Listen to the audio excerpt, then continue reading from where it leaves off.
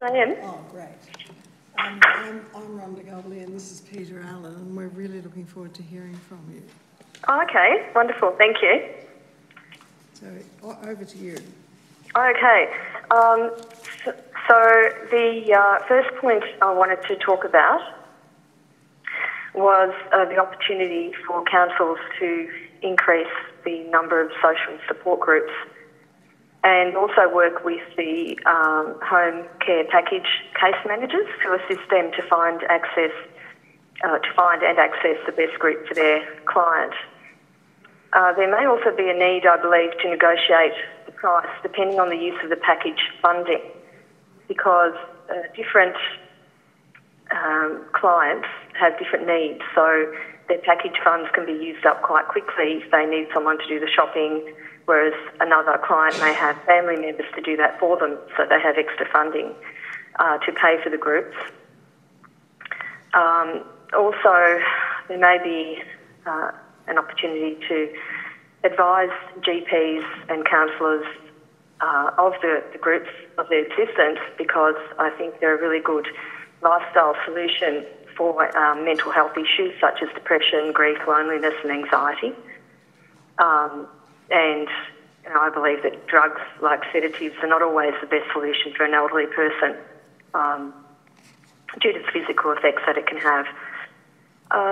And I'm finding that I'm hearing a lot about groups that are now either excluding clients who have transitioned over to a level 3 or 4 healthcare package or home care package, or they're increasing the cost to about $100 per day, which is out of reach of many clients. So they tend to miss out and they become lonely and isolated.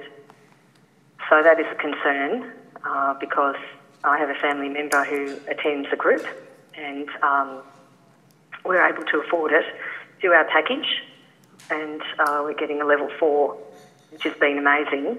But the social support groups are incredible in what they can do, and what I understand is that they're run by local councils, so I don't know if there are any private ones available. I don't know of any, and my case manager doesn't know of any. And I do know that UNADA actually excluded 30 people from their group because of this reason, which is a concern because they're doing a fantastic job. And I think council are really on top of this. And if they are the only providers, then I think it's a real good thing to do for the community. And I think the need for this and the demand will continue to grow.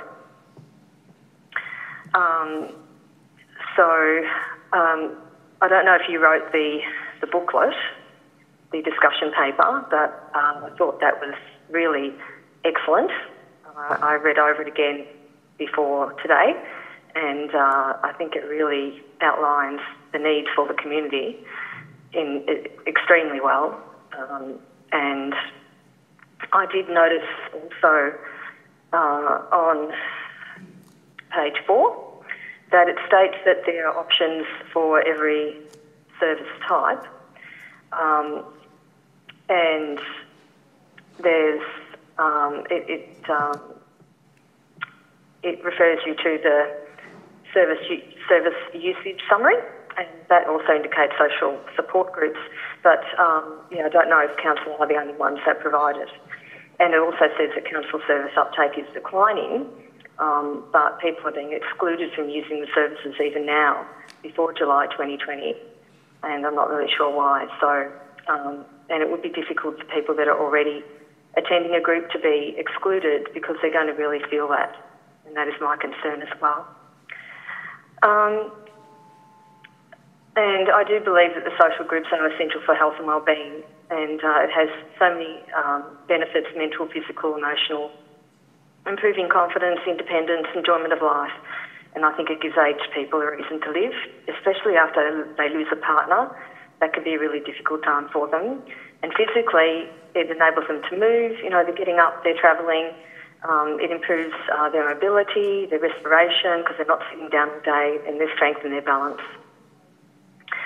And also I think for the council there could be an opportunity to teach other councils how to do this if they're not already doing it, because I think it's something that maybe needs to expand if other councils are not providing this sort of thing.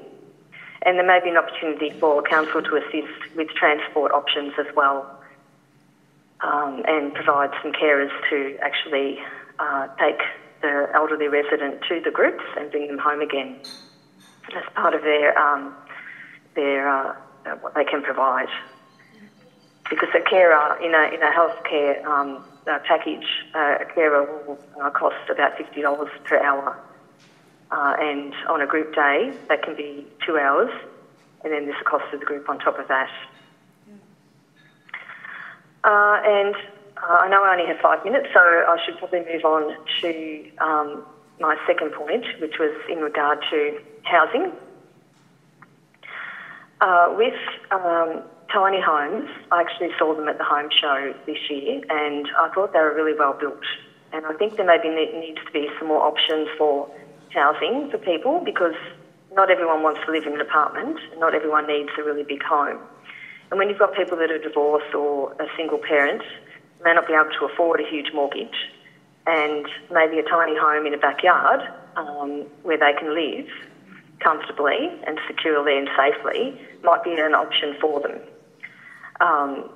I do understand that a community in Fresno, California has done this, and they've solved their homeless problem by allowing homeowners to utilise their backyards and provide this extra permanent type of home for other members of the community. And it could be a friend, because I think at the moment the planning laws only allow for a family member to occupy one of these. And I think maybe we need to provide some more options, because it will reduce the demand for larger size homes, because we're providing those options. And people that want those big homes, then they can have them. And others can choose, something smaller. There's also, some of them can be completely off-grid. You can have them on-grid or partially on-grid. So that will reduce the use of energy, because a smaller place will take less electricity and to heat and cool, less gas, that type of thing. You can put solar panels on the roof. There'll be less debt. People will have more cash for food, for their health needs, if they manage their funds, wisely. And there'll be less reliance on welfare. If people are paying off a mortgage that they don't really want, or it's too big and they're not able to manage it until retirement, I know people in retirement that are still paying off mortgages, there's going to be a greater need for governments to provide welfare. And I do understand that there was a gentleman called Clem Newton-Brown, and he was the former Liberal Member for Parliament in Paran, and he tried to get a tiny home village approved in South Yarra, but it did not meet the planning laws, and it did not get approval. And he has a website as well, which is called tinyhousevillage.com.au, and he talks about the community in Fresno, California, which is where I got my information from. And a smaller home would have less rental costs, and there's a lot of talk on the radio now about the rental costs for people, so that might help as well. And the other thing I wanted to talk about was the mobility equipment, because I think council may have a role to play there. Mobility equipment and ergonomic equipment for the elderly can be quite expensive. And I actually have an ergonomic kettle, but that cost $80 that I got through the package. And this is one that doesn't have to be lifted. It can pivot. It's quite safe to use, and it will give an elderly person some greater independence. So that's the type of thing I'm talking about. Plus also for a wheelchair, if an elderly person requires a wheelchair, they're quite expensive. And it could mean that the carer for them, the family member, can actually take them out and, go for a walk in a lovely evening, and then the carer would get some exercise as well. And it's, we could go for a walk. People can go down to the local park or something like that, or out to a shopping centre, or just have some more community engagement, out to cafe or something, and that would benefit the elderly and their family. That was it for me. So hopefully I've been of some help to you. The main thing I was concerned about is the social groups, because I can see that the benefits they do provide, and I think that you would get the support of medical professionals, because I think they understand the need for people to be socially connected and not isolated. And I think there's going to be a Royal Commission into mental health, and I think this can be a really big part of helping people in that area. So that's it. I think my 5 minutes is probably up.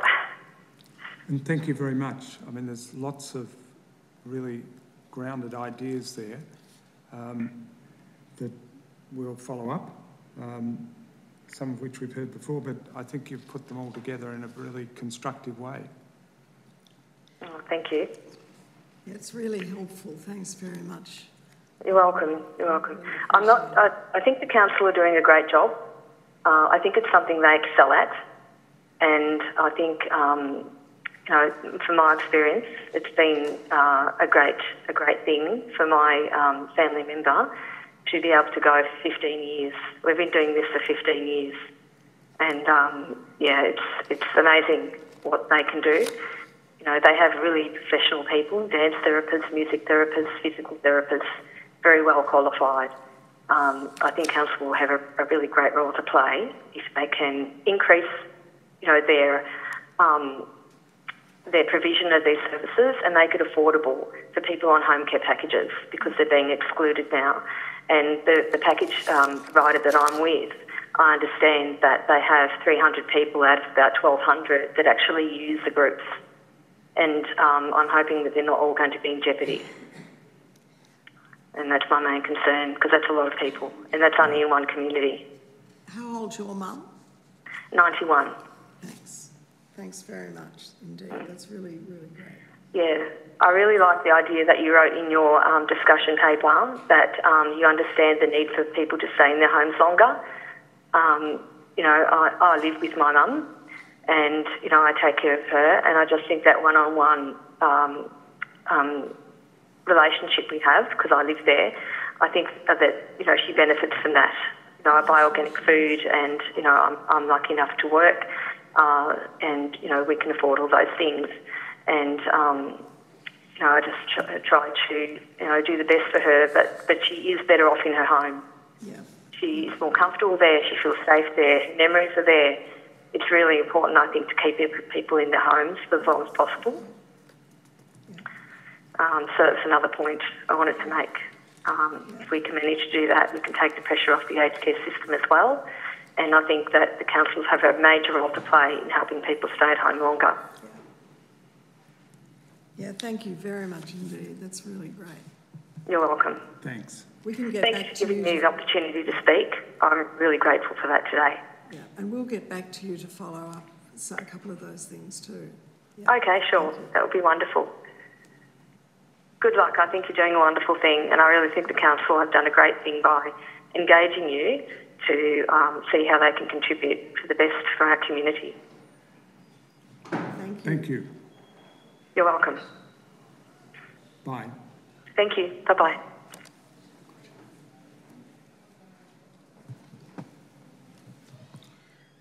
Dr. Sam Ginsberg.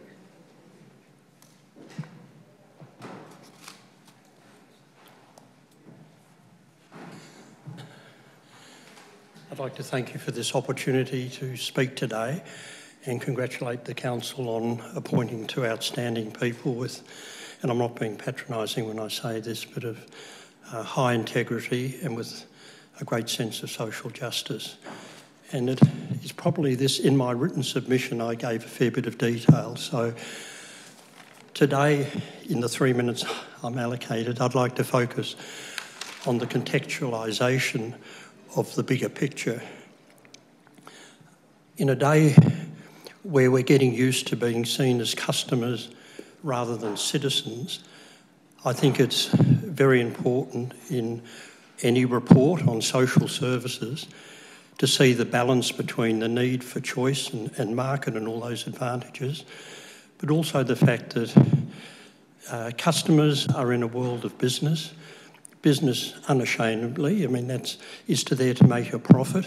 One of the best ways to make a profit is to sell a lot of product and reduce costs. And in the human services industry, history has shown that this in fact is the case to the detriment of the receivers of the service.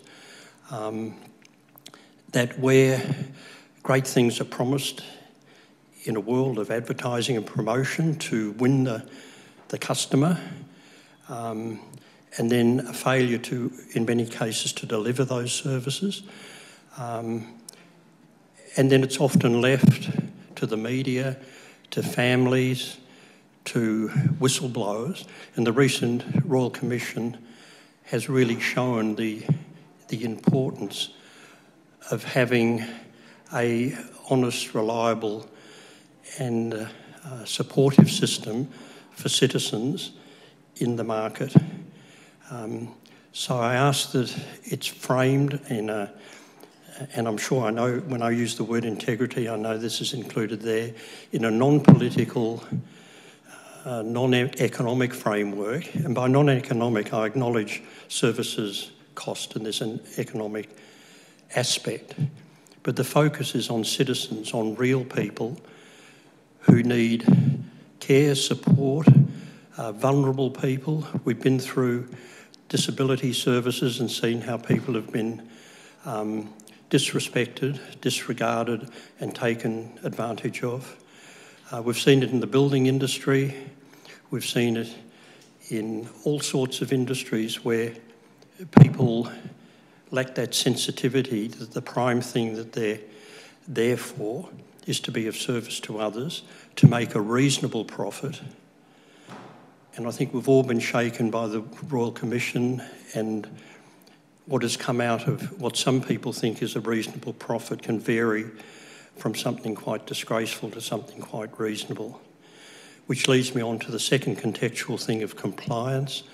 I hope in the report it highlights one of the main problems is that the Council, in our experience, has delivered fantastic services by skilled and committed people that has been well regulated and controlled. One of the main concerns I have in the bigger picture is the issue of compliance. And it's been shown in the open market, the risks involved where the facts speak for themselves. Self-regulation hasn't worked. Industry regulation or market regulation or whatever you call it. I guess we all know raising children, freedom's wonderful and its growth and it respects where a person's at, but it needs some wisdom and some regulation. And if it's not active regulation with clear standards, clear compliance, clear consequences, again, very appropriate for bringing up children who are happy and healthy, those three elements need to be there. And I just hope that that's addressed, that bigger picture in the report. I think it's hard in this world with the market so firm. I remember Economics 101 you passed if you mentioned market forces and Keynes, but Keynes sort of said there's got to be some balance between the people and the government, and we've sort of lost that and we've gone overboard. And I think there's a middle space there where there can be more choice for people if properly regulated and people get up off their office or their place. I mean, ASIC and APRA have been hauled over the coals because they've sat in an office, they haven't gone out. It's been left to four corners, whistleblowers, in this case it would be family and friends, and that's not good enough. There has to be good regulation to bring people to account, to make a reasonable profit, to provide good services. I think the detail in the report handed discussion paper and whatever handles a huge amount of very useful detail. It's not appropriate for me at all to go through that. Can I thank you again? Thank Council. I'm confident, and I say this not to put pressure on you, I know you by reputation. I'm very pleased you're here doing this work. So thank you. Thank you.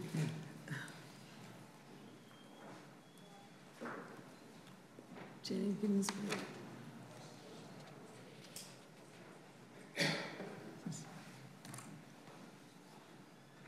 First, I'd like to thank Council and the independent panel for the opportunity to comment on the decision-making process regarding aged care in the city of Darebin. Sam and I moved in from the bush about 3 years ago. I'm 71.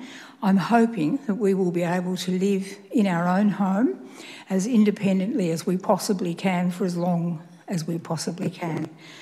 I believe the decisions made in this process are all about equality of opportunity, affordability, and standard of care. I'd like to be treated as a citizen, a resident, and not as a customer. Along with many others, I have strong concerns about the standard and affordability of care offered by for-profit providers. Darebin Council has built an impressive and greatly valued level of aged care over many years.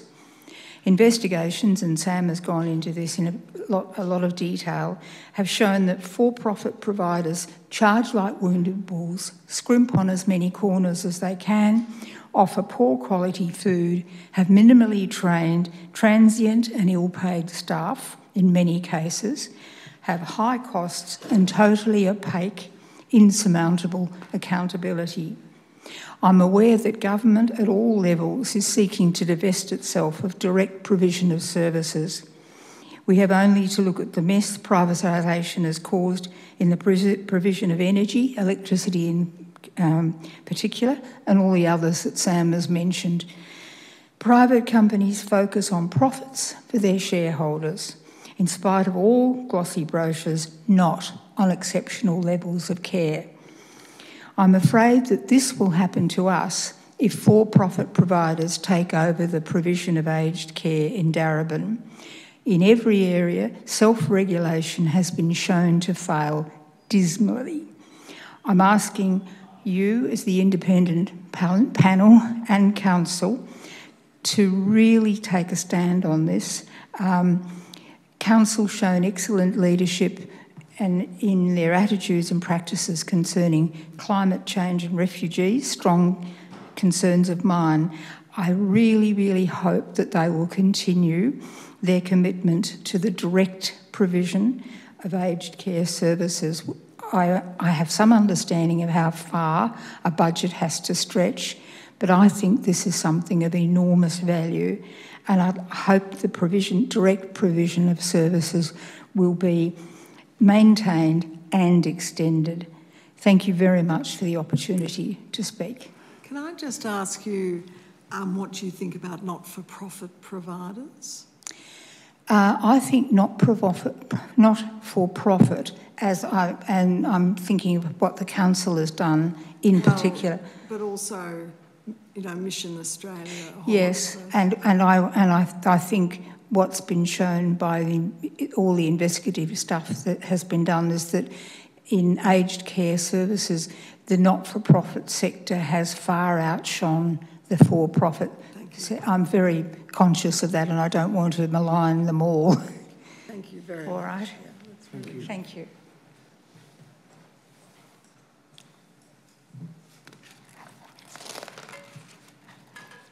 Roma Pond.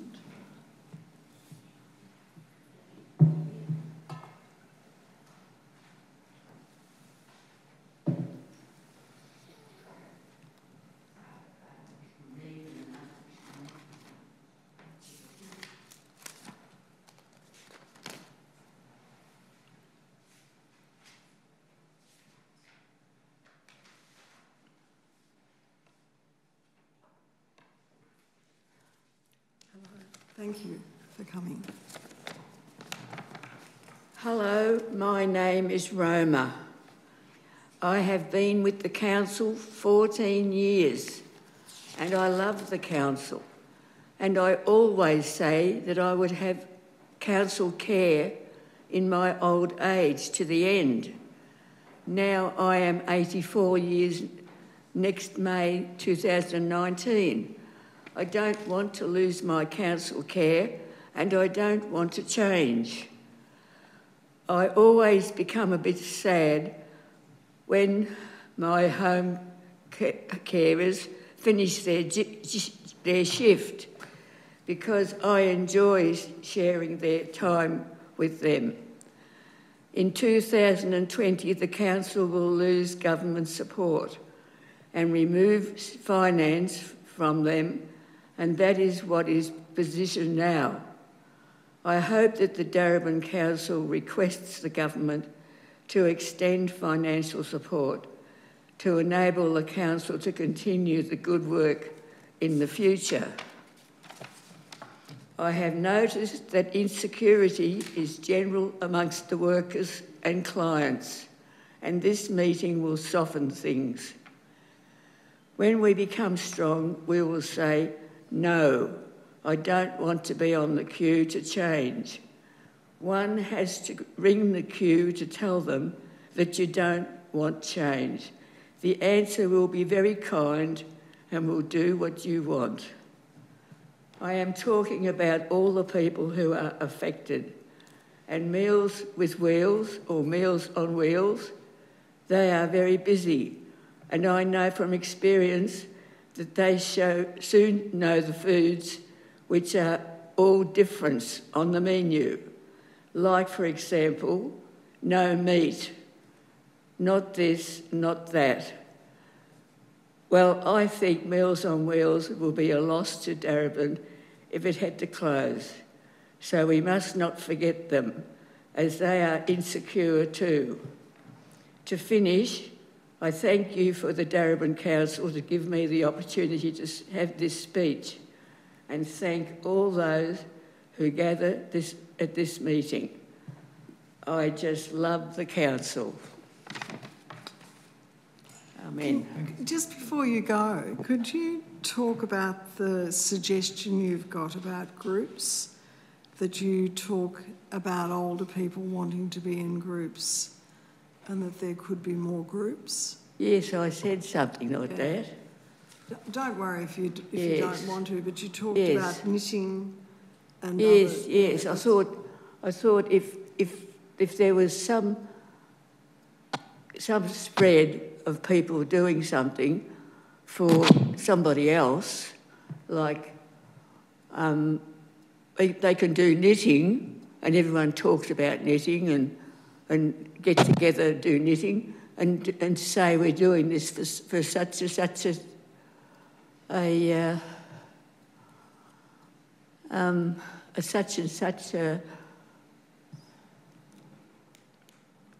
just the idea of all being together and doing stuff together. Yeah, it's got to be organised. Yeah, thank you. That's and also with books, reading. Yeah, they could have reading, get together for reading, but they have to have a place to go to do it. Yeah. Yes. Thank you. Do you think they could do it in their own homes? Sort of, if I want you to teach me how to knit, could I come to you or? Yes, that would be good, yes. Okay, excellent. Thank you. I'd have to start work myself. I'm saying this and I'll have to start. Yeah. Thank you.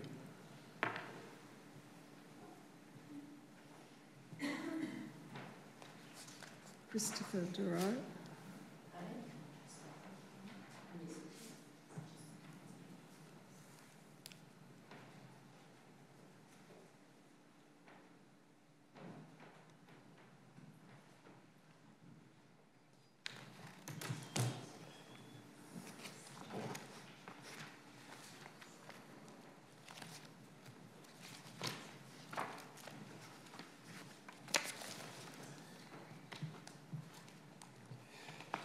Good afternoon. Good afternoon. Thank you for the opportunity for me to talk. I am retired, and most recently I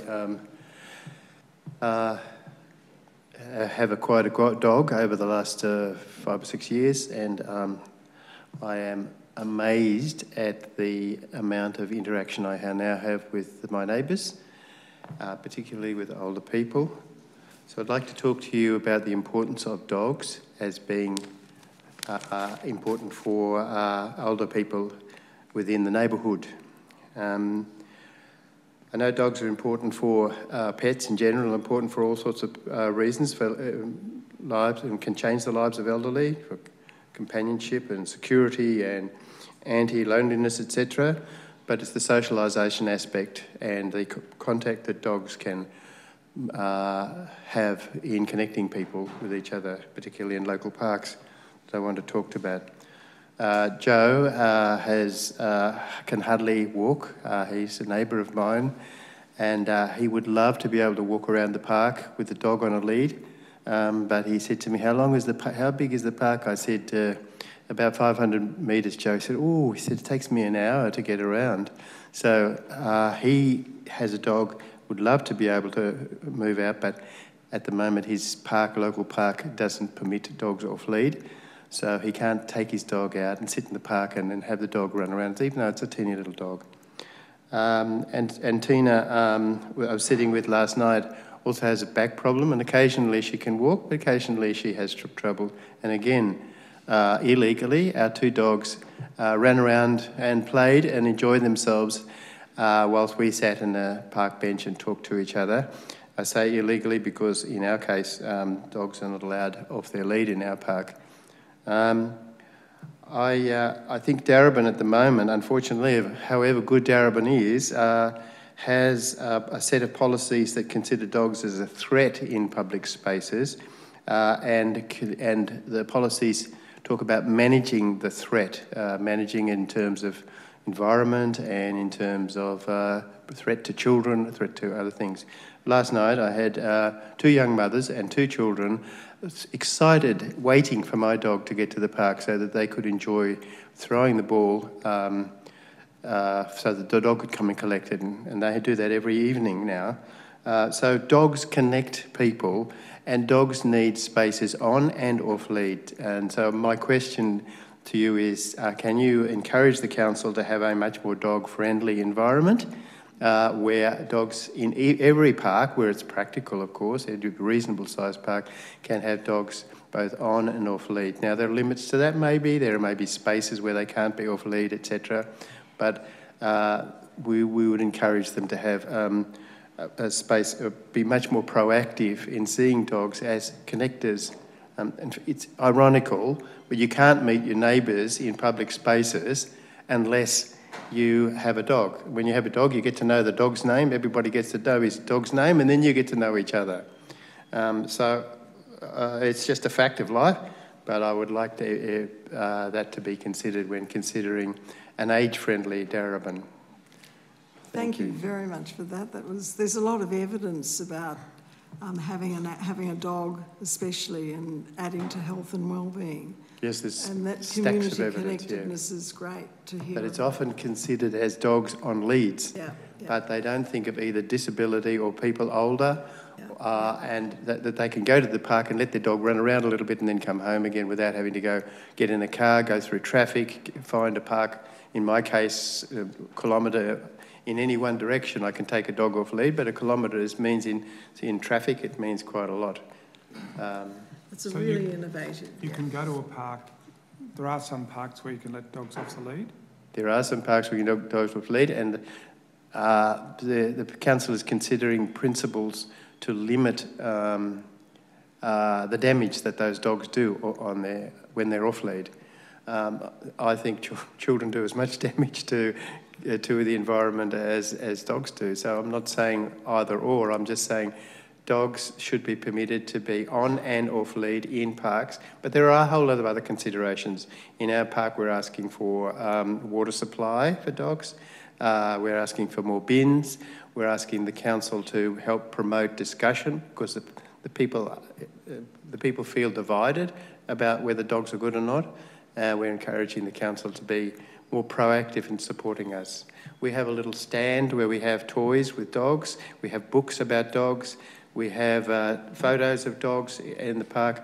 I've put some water supply at the other end of the park, which I fill up, and bags, which I get from Darebin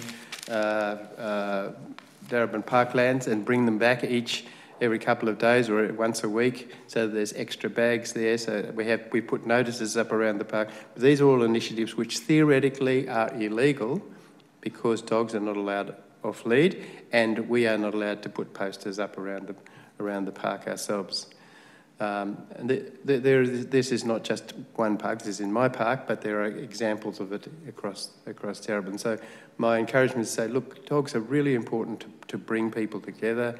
Please think about, as many other councils around Bendigo and there are lots of them now that are thinking, okay, we've got to have an integrated community where dogs, children, are all considered, older people, everybody's considered, and their needs are all considered together. So thank you. So Bendigo is one that you... Yes, Bendigo's changed quite substantially, and I think, I'm not too sure with Ballarat, I'm not too sure, but there are a number of examples of places that have changed their mentality from dogs are dangerous when they're in public to dogs are actually really important to bring people together. Thank you very much. Okay, thank you. Cheers.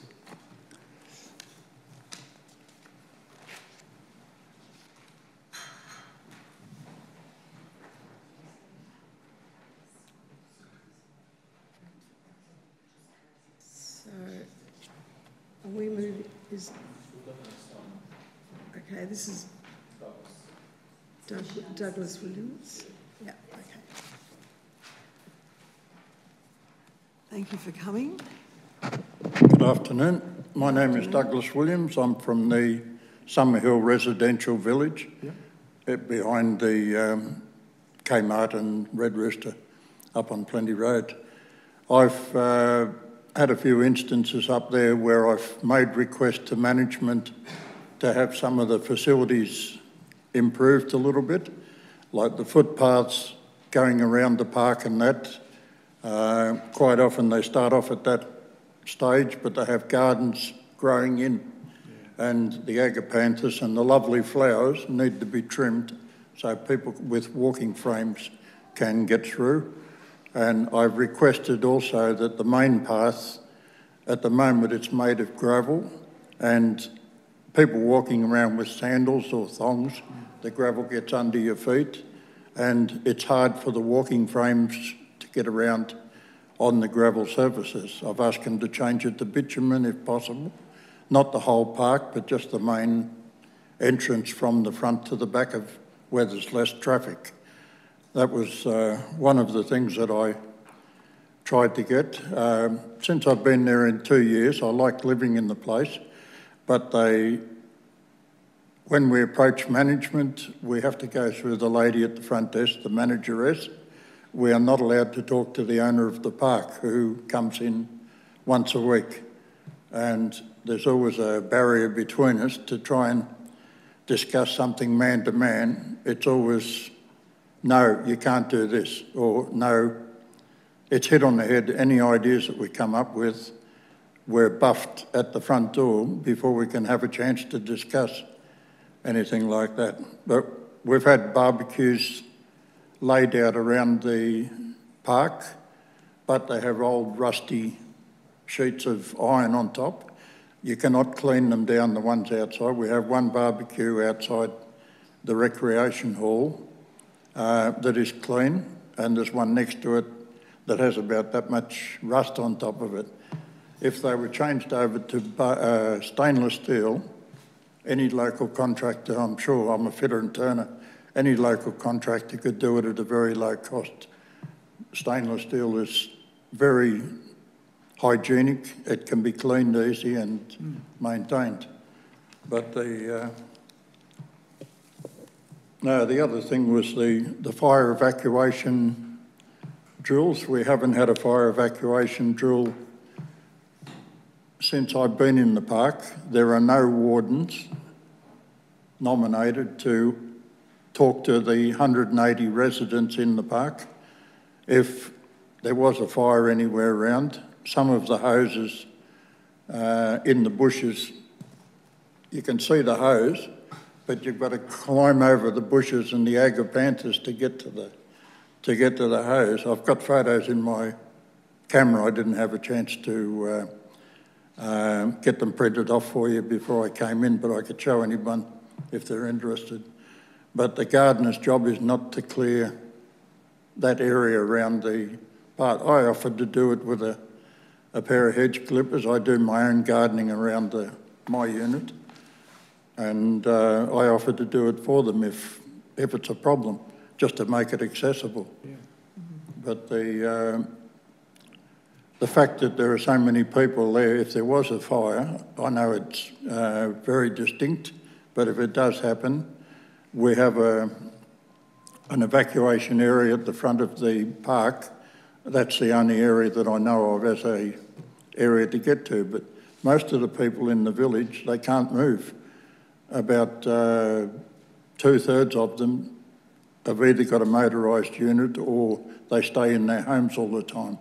They have a taxi come and pick them up at the front door, and it's very difficult with the age group that's in there. We have quite a big turnover there. The flag at the front desk is down about every 3 or 4 days someone else has passed on, and as they all get elderly, the park is changing all the time. But it needs somebody to sort of go to the houses, like a warden nominated on the weekends. We have 2 gardener maintenance guys there Monday to Friday. They're not there on the weekend.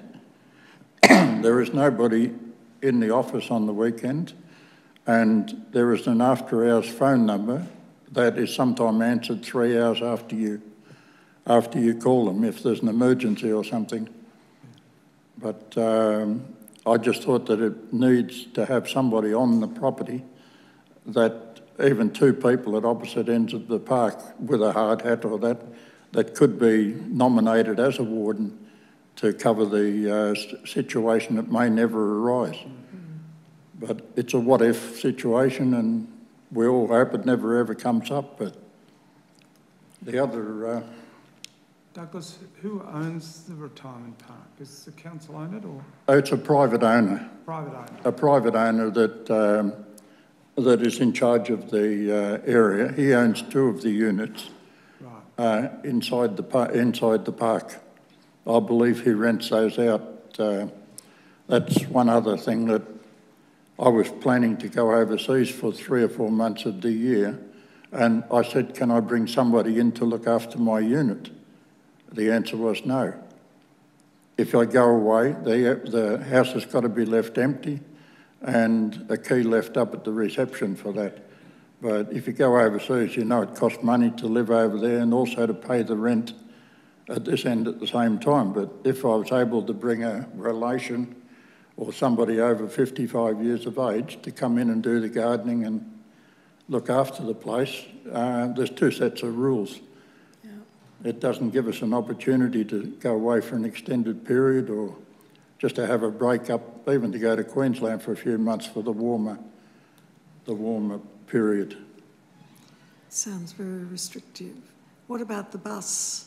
The bus, I was asking about if there was a bus. I'm thinking of letting my car go, mainly because of the budget and my finances are getting a little bit lower at the moment. I put everything into the share market, which was supposed to be coming good, but not these days. It could crash at any time, the way it's going. But I'm thinking of cancelling my car, just using public transport around. But the lady next door has a bus come from Darebin Council twice a week and pick her up. But she is on a walking frame, and I was just wondering if I am entitled to use that bus if I don't have a vehicle. If I could use the council buses going to Northland or that. It's got some shaking heads there. And you were talking about accessibility of the bus too. That's right. Yeah, so you were worried that it wasn't fully accessible. Yeah, I'm fit and able to go and use the tram up the corner, use the tram up the top, but I've got to go from tram to bus to get to Northland, or I don't have a half-price taxi ticket, which a lot of the elderly people have access to, like an M40, I think it's called, where you get half-price fare to the shopping centre or wherever you're going. But I don't mind making a payment to the bus people if they if they pick me up at the front door and if they could get us around either Northland or Greensboro or Preston Market at different times. I think if you then hook up with Nathan, we're going to have a little break anyway. You can run through the transport options and we'll find out about the regulation of that retirement village in the fire. Yep. Thanks. And one other thing that I was talking about a while back, we often go walking from the Summerhill Retirement Village to Northland down along the creek. There's about 7 or 8 of us walk across there, and the council repaired a broken seat for me halfway there. And I said to the engineer at the time, is it possible to get shelters there for rain over the top of the seats? And he said, we do have shelters around the suburbs and that they could relocate them or just make up a place for about 6 people just to stop and while they're walking backwards and forwards, if you do get caught in a storm, or the location of the seats when you want to sit down and have a rest are out in the direct sunlight. So you don't sit down for too long if it's very hot sun over the top, but just a bit of corrugated iron over the top for a bit of shelter would be nice. We've heard that suggestion quite often, so thank you. Yeah, we're trying to, while we're able, we're trying to walk as much as possible backwards and forwards to Northland, and it's good exercise. Yeah. I think every day you go walking, you live a day longer. Thank you very much for coming. Is there anything else on the list? The other thing was we had a gentleman donate a card table up in our recreation hall. We have facilities for cards, darts, and I think it's lawn bowls, which we don't use. But the main one is the pool table. We use that regularly, and 2 nights a week they're playing cards. And somebody donated a very nice professional table with the coin boxes in it, and management told them, you must take it out of the hall because it wasn't approved before it was brought in.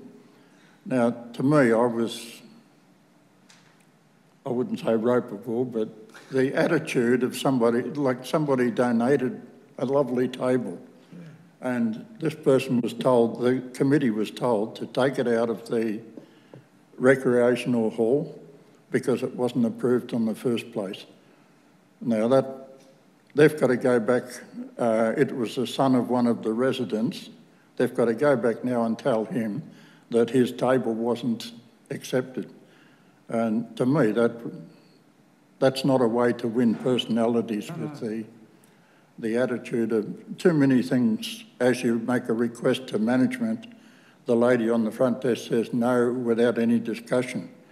But if we're able to talk to the owner of the park, I have spoken to him once or twice, and he's very amenable. We're able to talk to him on an eye-to-eye basis, but you do get some results. I've managed to get a fire evacuation drill up on the wall, which they never had. The plan that says where the hall is, you've got exit signs here and there. That is to me, I think it's a regulation from the fire company. But I've only just recently managed to get them to put that up on the wall. As far as the fire drill, doesn't look like happening. We're going to have a break now, so... sorry to hold you up with that. We'll take you through them and see what council can do about some of them. Okay, well, thanks for the opportunity to talk. Thank you very much. I wasn't very well prepared, but... Oh, I don't know. I think they're lucky to have you at that place. Yeah. Thanks very much. Thanks.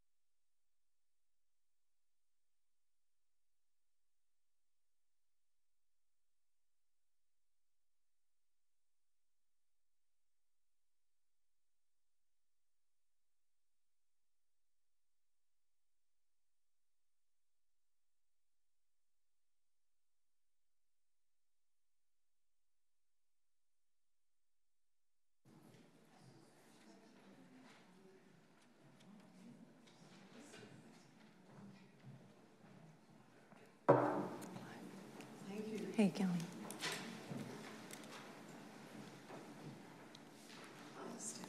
Stephanie, start. For those who don't know me, my name is Stephanie Mintzis and I have lived in the City of Darebin for the past 35 years. I've been employed with the City of Darebin for the past 9 years as a community support worker, and I therefore feel a special connection to those clients we currently support. And my father-in-law was a recipient of home care services just a couple of years back. I feel genuinely privileged and humbled by the people I have met during my employment here. Battlers, disabled, vulnerable, intelligent, gifted, lonely, isolated, proud and frustrated people. I am grateful for the opportunity to have been invited into their homes. Listening to clients speak about Darebin, I often hear about the need to belong, to connect, to feel safe, to feel secure and to feel cared for, to feel listened to and to know they can trust those who provide the services they need. The community I've met in Darebin say they trust the council and that it connects them to each other, and that the services we offer empower and support their needs, their hopes and their goals. We still have opportunity to improve and to do better. The council is in a great position to provide wonderful supports for its community. We need to remain a face in this community, and we need to remain connected to the people who make up this community. Not many services have an opportunity to meet people in their own homes, their own environment. We have a very diverse and culturally rich clientele, and as a support worker, I am able to connect people to appropriate services and like-minded communities within Darebin. I have opportunities to advocate and I have opportunities to listen to people in our community. Clients that I have met love the Darebin staff. Their professionalism and high quality of care is highly regarded. We have heard of clients who have been offered packages and who have declined them in order to stay with Darebin staff. The ease of access and equality experienced by clients is held in high regard, and regardless of their situation, disadvantages, Darebin City Council provides great services to a large number of not only CHSP clients but also HAC PYP clients. These clients will be lost possibly in the system if we do not continue in this service delivery. We provide service to very vulnerable clients, particularly those with mental health. We care deeply about these people. These clients may not be catered for and will be unable to afford services they need. Possibly. We're concerned that these clients will be forgotten and left to fathom the process of finding other services to support their needs. And I have had experience with some of these clients. Some of these organisations are already overwhelmed with trying to provide services themselves. Clients may be exposed to workers who are not qualified or experienced to deal with certain situations or complex care needs within the private sector. At Darebin, we are trained professionally, we have many levels of support. We are accountable and back up clients in times of need. We are directed by our policies and our procedures and guidelines, and we pride ourselves in representing the face of council and its care for the community. For most of us, this isn't just a job. We really care about the people we see every day. They become part of our lives. We see them come and we see them go, and we are proud that maybe we have made a difference in their lives as they have truly made a difference in ours. We feel that we would be very sad to see such a highly trained and valuable workplace disband, and along with all we are capable of achieving for our clients within the community of Darebin. Council have initiated other supports for both clients and carers in the peer support team who monitor not only service standards but the health and safety of both the CSWs and the clients.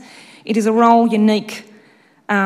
I know other councils have introduced it, but to Darebin City Council, this area could be developed if the service remains. I would like to see the area of communication and welfare monitoring developed further if this service could continue and more carers trained in this area. Darebin Council has a great opportunity right here and now to stay connected with the aged and disabled and vulnerable in this community through this service, and I hope that the sense of what it means to belong and feel cared for will give people the courage to stand up and take responsibility for the wonderful community we support. Thank you. You can have that one. Thank you. Oh, well.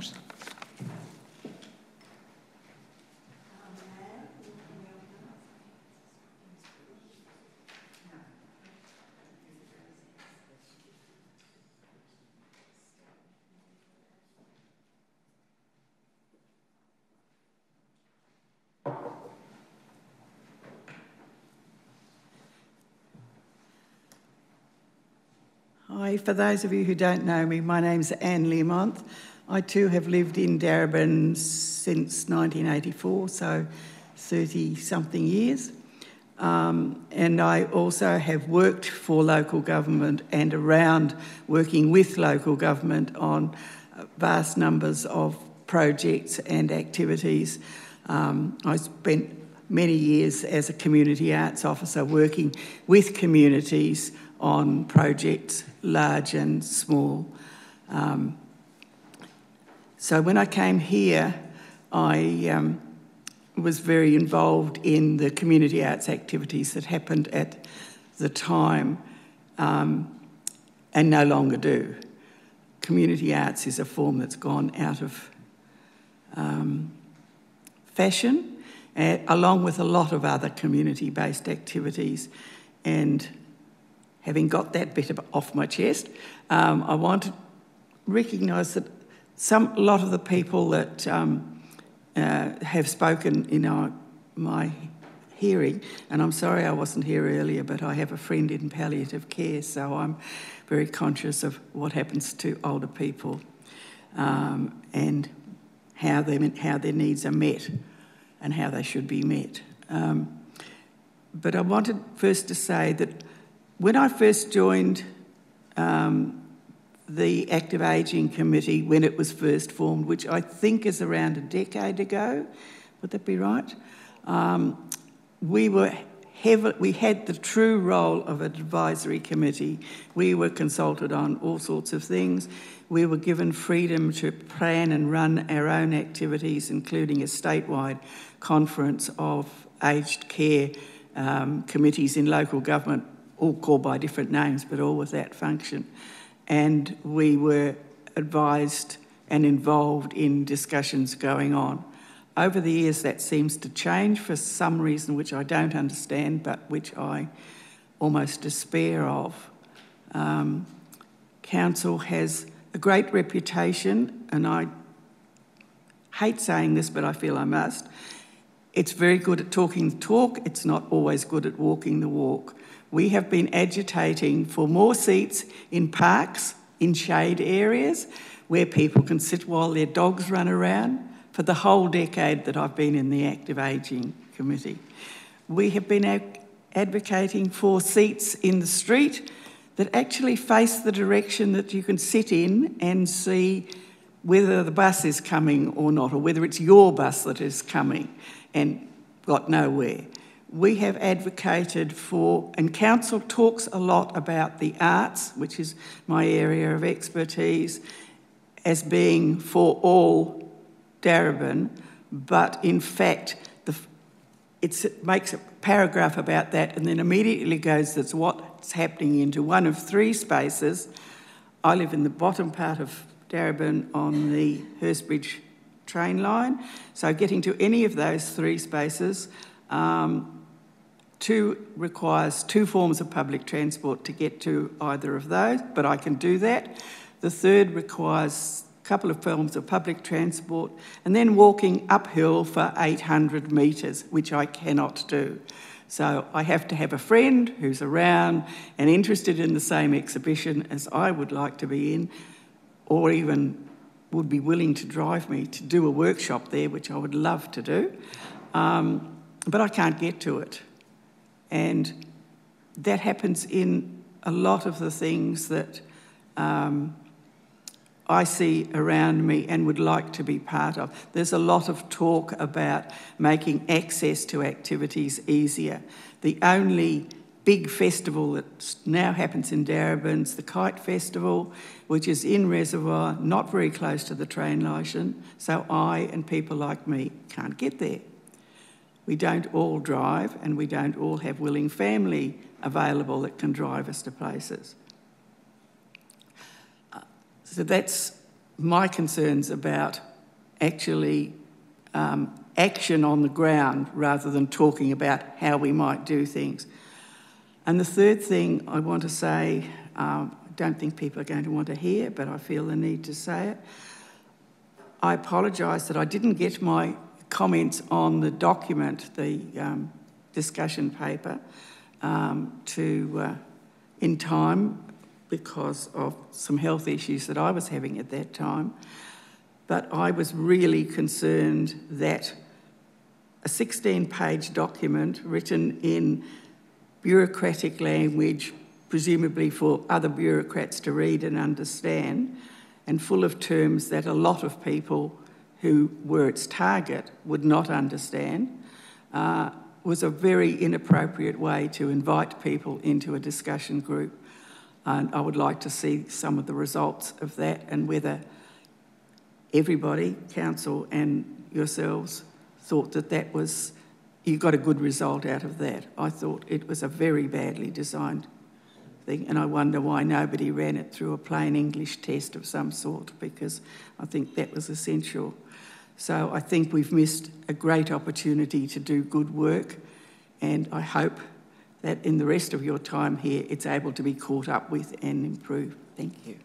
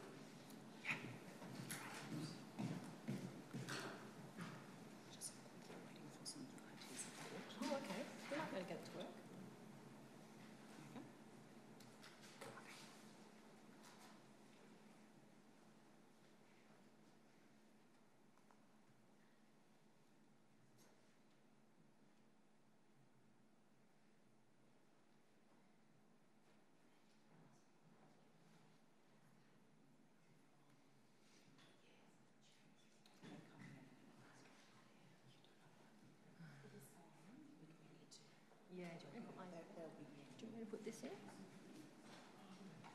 It's better than outside.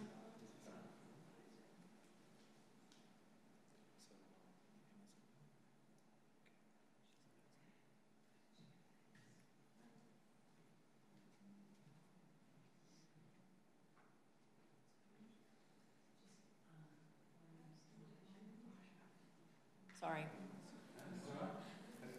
We've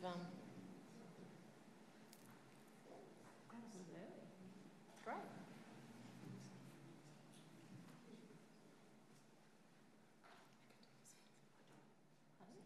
Oh, okay.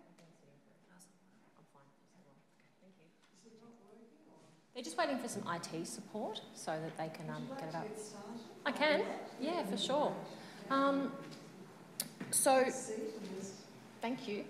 So I suppose, was looking for the IT, but that's okay. I suppose to start off with, my name's Tara McDonald. Is that better? Sorry, we'll start again. So, hi everybody. Just to introduce myself, my name's Tara McDonald. The reason that I'm here today is to talk about the submission that I put in, which was related to intergenerational care and learning. I don't want to assume that people do or do not know about this, so I'll first of all ask if it's something you guys are aware of. Yeah, Fantastic. Okay.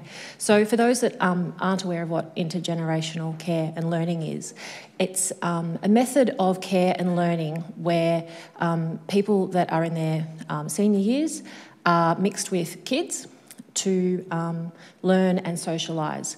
And what they've experienced or seen overseas and also through studies is that it's actually a really, really positive way of caring for both generations and also creating some really memorable moments in time and sort of learning time. So just to share a story with you, one of the ladies I work with actually lives in the municipality of Darebin, and her daughter goes to a childcare centre in Darebin, and her school was doing a presentation to a care facility in Darebin. And she came home and she said, "Mama, I went to this nursing home today, and I went up to this lady and I gave her a big cuddle and said hello." And my work colleague said, "Why did you do that?" She said, "Because she looked sad." And after that moment, they had this big natter for about 25 minutes about who they were and what they were, and they created a friendship. And it was important to that little girl because she all of a sudden had this connection with somebody. But for that senior person also, it was about a connection with somebody that had no judgment. And intergenerational care gives that option and it gives that opportunity. So far, there's been quite a bit of research done by Griffith University, and that has shown that from an economic perspective, it doesn't appear to cost a heap more, but the benefits have been overwhelming and astounding. To begin with, I suppose the carers that were there were a little bit hesitant. They weren't quite sure about it, and by the end they got it. They were interested in it, and they understood the opportunities also of being, I suppose, provided the skills to be able to care for not only the early learning children, but also for the seniors. So economically it also works. To give you a bit of background of my passion behind this, so I work quite closely with Dementia Australia.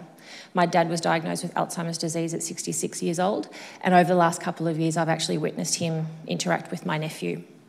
On top of that, I've watched my girlfriends have babies at 40, and I look at my dad and think, if my dad had been 40 when I was born, I'd be 26 when he was diagnosed with Alzheimer's disease. And how would I deal with that? How would I deal with trying to get my own life in order? How would I deal with trying to find a partner? How would I deal with trying to have kids? How would I deal with trying to buy a house while I was looking after somebody? So intergenerational care and learning is not only about providing that support for early learning and also for seniors, but it also provides respite and an opportunity for that sandwich generation to have somewhere that they can take both of their loved ones, whether it be their children and their parents, to an area where they actually can interact for the day in a loving environment where they're cared for, but they also have separate spaces. As I'm sure you guys know, intergenerational often has separate spaces, and that would provide an opportunity for that sandwich generation to also then go to work, earn their own money, and have their own identity outside of caring for their parents and their children. Just to give you guys some details in relation to dementia. So about 244 people are diagnosed with dementia every day. It's also the leading cause of death for women in Australia, and it's the second cause overall. It's only going to get worse. At the moment, the number of people in the world that have dementia is just under the population of Spain. And by 2050, they expect it to be just under the population of Spain, France, and Australia that you count today. So this is coming, this is happening.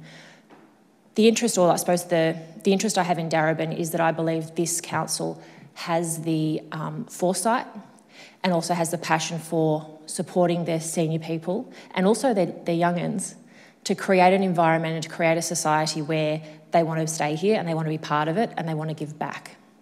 And that's what intergenerational care does as well.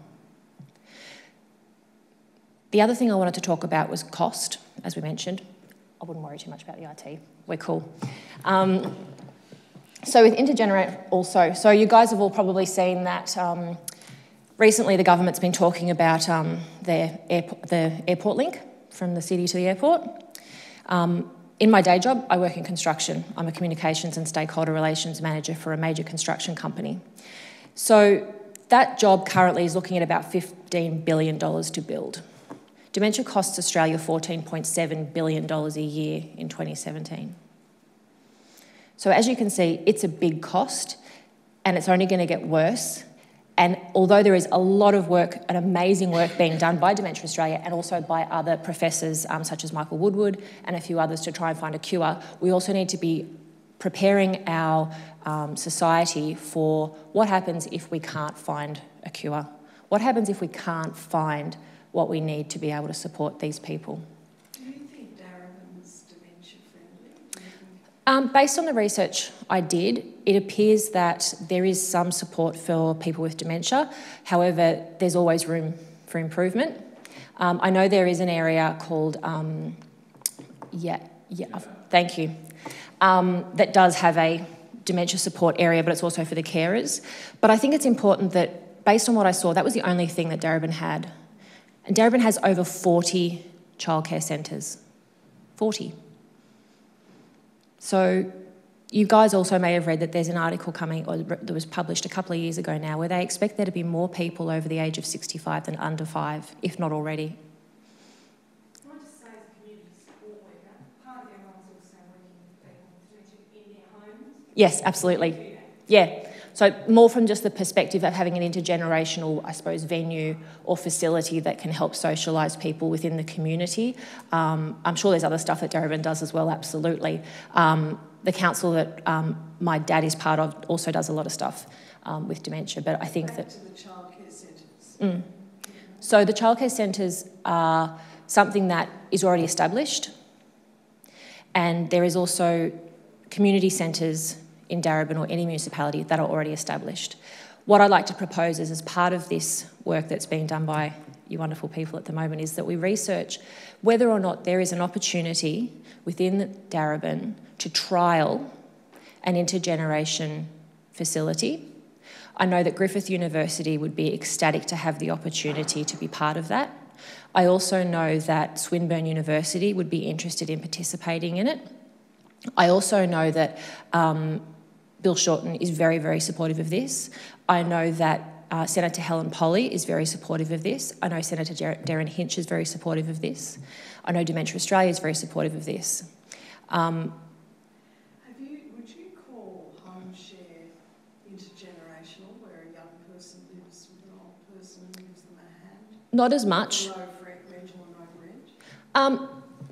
I think that that's a different form of intergeneration to what I've been focusing my energy on. I think that it certainly is, and there's been a lot of research to suggest that it works really well, like university students and all that type of thing. But this is more about creating a venue where people can go to socialise with not only younger people, but also people their own age. They sort of exist already with their own age. Yeah, but not so you would have... You'd have a wing for early learning and you'd have a wing for senior, and then you'd have a part in the middle which is for your common area. And what we've also found is that, and some of the research that's been done suggests that providing an opportunity for senior members of the community to give back to those little ones as well is really important. It could be anything from, if they want to help the carers chop fruit. It could be there's a toy that's broken and they feel like they can fix it. It can be as easy as just sitting at a window and watching kids play, or teaching them how to do gardening or pull weeds, or all those types of things. And often, as we know, many children these days don't get a chance to spend quality time with their grandparents. And this also provides an opportunity for that really, really special bond that many people are starved of. I've had some experience, particularly at a conference on art and health Yeah. a few years ago, of hearing about several proposals which didn't quite go to the Alzheimer's thing, but of bringing a school and old people's home together to do arts or singing or all sorts of things together. So that's only a step further, what you're talking about. And the report, if you're interested, I can think about. Great. It was really fascinating. Yeah. What was happening, just almost accidentally, of them bringing homes together. The whole solution is just, it's almost touching each other, but it's just not connecting. And I think that Darebin Council is a perfect municipality to trial that. Sounds really interesting, thank you. Thank you for your time. Yeah, so there's a number of them in America. There's also a number of them in Europe, but at the moment there isn't any in Australia that's set up. There is one that's being worked on at the moment, which is, I think it's focused on the seniors of the Jewish faith. And it's sort of being very focused on that religion side of things. But based on my experience and based on the conversations that I've had with Griffith University and Arnica Fitzgerald, who's the professor there, there's nothing in Australia at the moment that is set up like this. Thank you very much for your time, guys. Appreciate it. And can we get the PowerPoint? Yes, sure. A few more minutes, please. Yeah.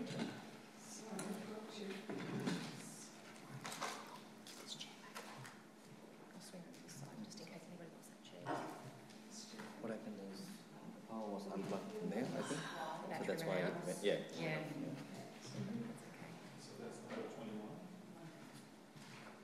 You're sitting here, is it? Oh, no, you're fine. I just wasn't sure if someone was going to sit in the seat.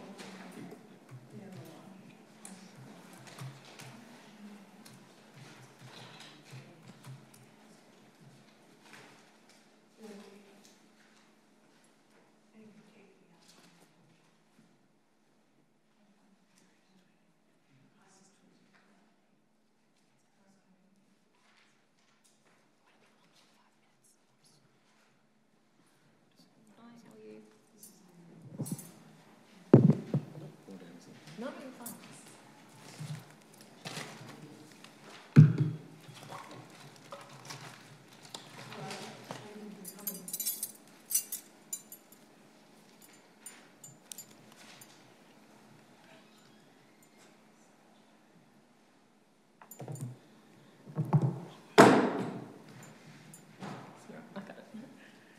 Hello, my name is Leonora Spry, and can you hear me? Yeah. Yeah. And I got called to this because I filled a form about my concern around where we're going. I know it's 3 minutes, so I know exactly what I want to say, so I'm going to babble on about it for 3 minutes, and then you're going to look at me and I'm leaving. As a member of Darebin community and a payer, a rates payer, I have really enjoyed my opportunity to live here. It's been fantastic. It's not where I selected, but when I found that that's all I could afford, I came to live here. I found it a really appropriate community for me in terms of my sickness, my disabilities, and various other things. It is enough for me to travel into the city to go to hospitals and measurements there. It is close to where I've now been located medically, on the north, whatever it's called. And it's got enough of a mix of a cultural population that reflects me and doesn't reflect me. So it gives me the balance of being the Aussie who's trying to be an Aussie but has a home base somewhere else 30, 40 years ago. My relationship with Darebin in terms of getting support came in when I got very, very ill and various people took me through a process. I am so never going to get an NDIS because I don't have children, I'm not in a chair. However sick I am, I will never get there. I've put in application after application and I don't know what I have to do for NDIS and what NDIS has to do for itself. But my rescuer has been Darebin Community Council, and it's been brilliant.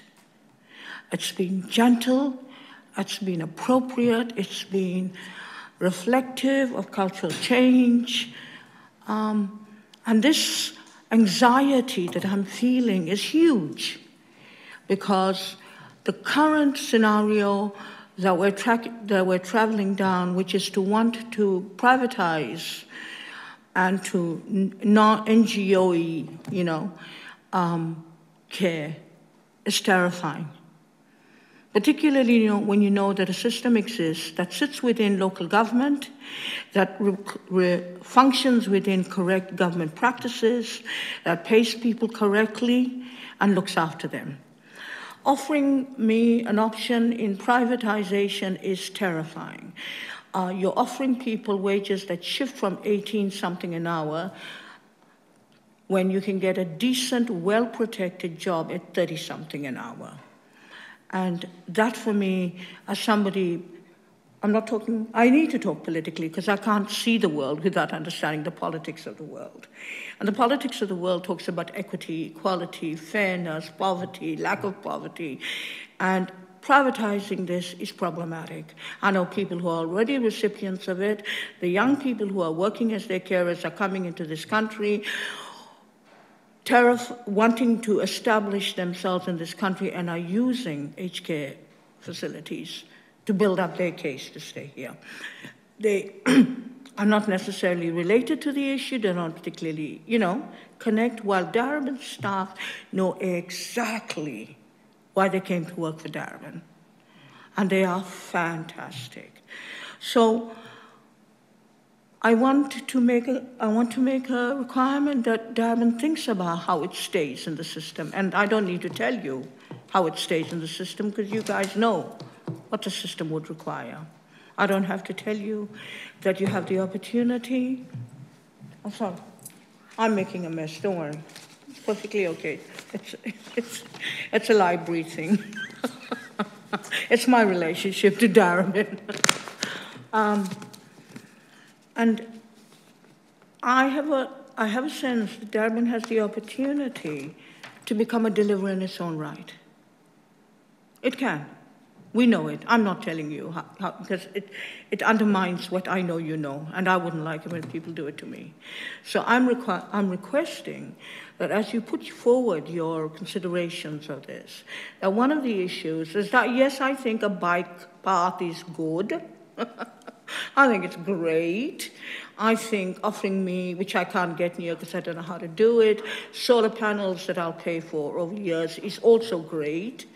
But I'm really worried about being old here and how I can facilitate it, how I can protect myself when I know there's a system that's been set up and worked for years extremely well.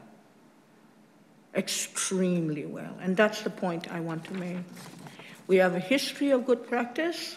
Why are we selling it? And we should encourage basically, what I need to ask for, because it's my intellectual brain and my board brain, I think we need to have a plebiscite so people are not frightened, because essentially, Darebinians of non-Western background are terrified. They think something evil is going to happen to them, and if they go softly, life will be under control. But I think we should have the courage of a plebiscite to get people in there and say, really, okay, it works well when the Italian community is looking after a percentage of its people. What's it doing to all the nonnas behind me? And what are people like me who belong to a range of worlds? Where will I go? I can't speak Hindi. I don't have a clue to say Korakapeche. I don't know Punjabi. I don't know Gujarati. I don't know what it is. I don't know what it is to speak Tamil. But my ancestry is clearly Eastern Asia, and I'm constantly being asked, where do I come from and why don't I speak a language? There are people like me, there are hundreds of us, thousands. And I appeal for you to think about how I will be cared for. Have I done my 3 minutes? You've done very well. Thank you. It's been a very strong case. Thank you. Is there anything I need to say or you need to ask? Very clear. Very clear. Thank you. Thank you very much. I'm waiting for my snacks. So I'll be here till 7.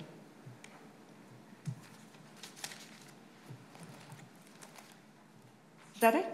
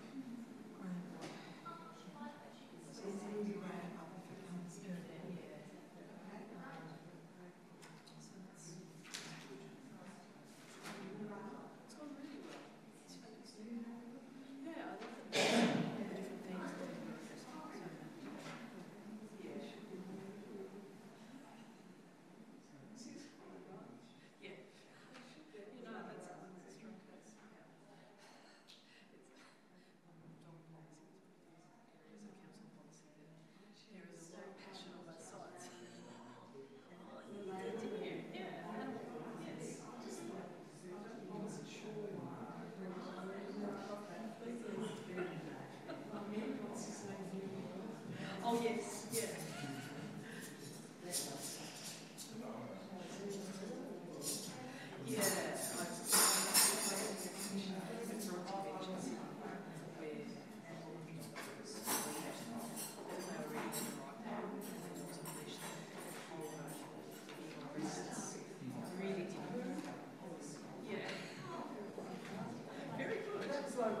Yes, yeah.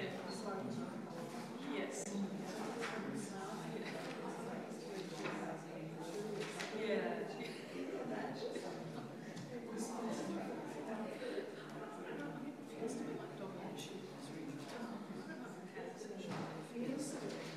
Listen, the number of people that dogs and household titles.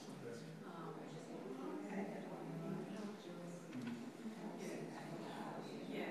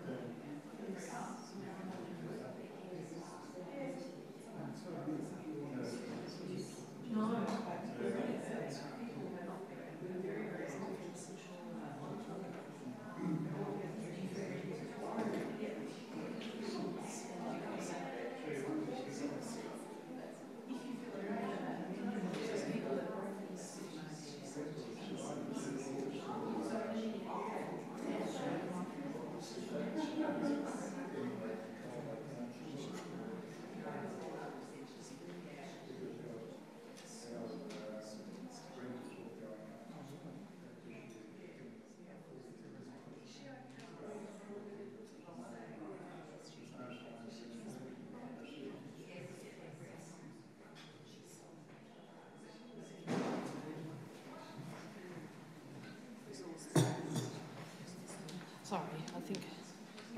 Thank you.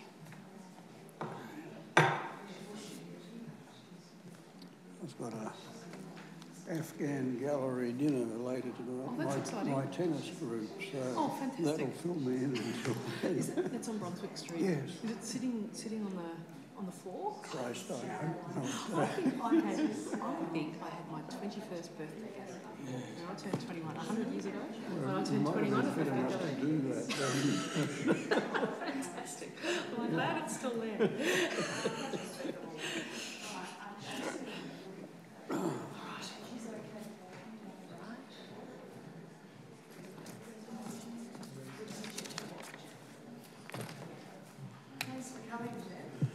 Hi, Ron. Hi, John. It's a busy day for me. I've just come from an owners' corp meeting. That's terribly exciting.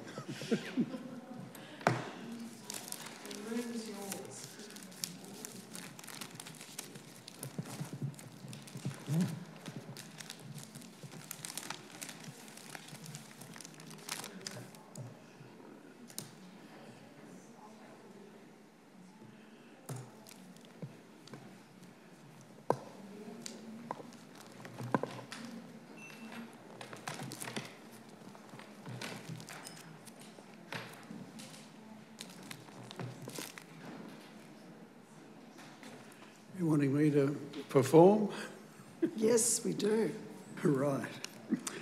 Thank you very much. I'm not sure whether I've introduced enough before, but the quick background to me is I've been in Darebin since 1958 and in or about the area, developed homes, some 13 of them in the area.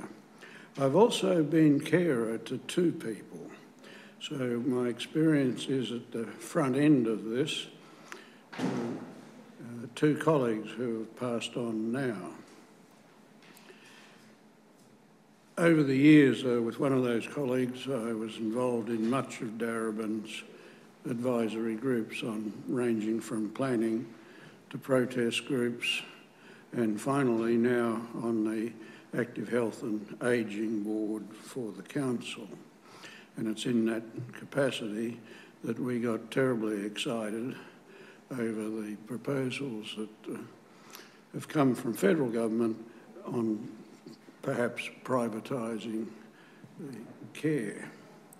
I've written a submission on one part of it, and I'm not going to go over and read that already.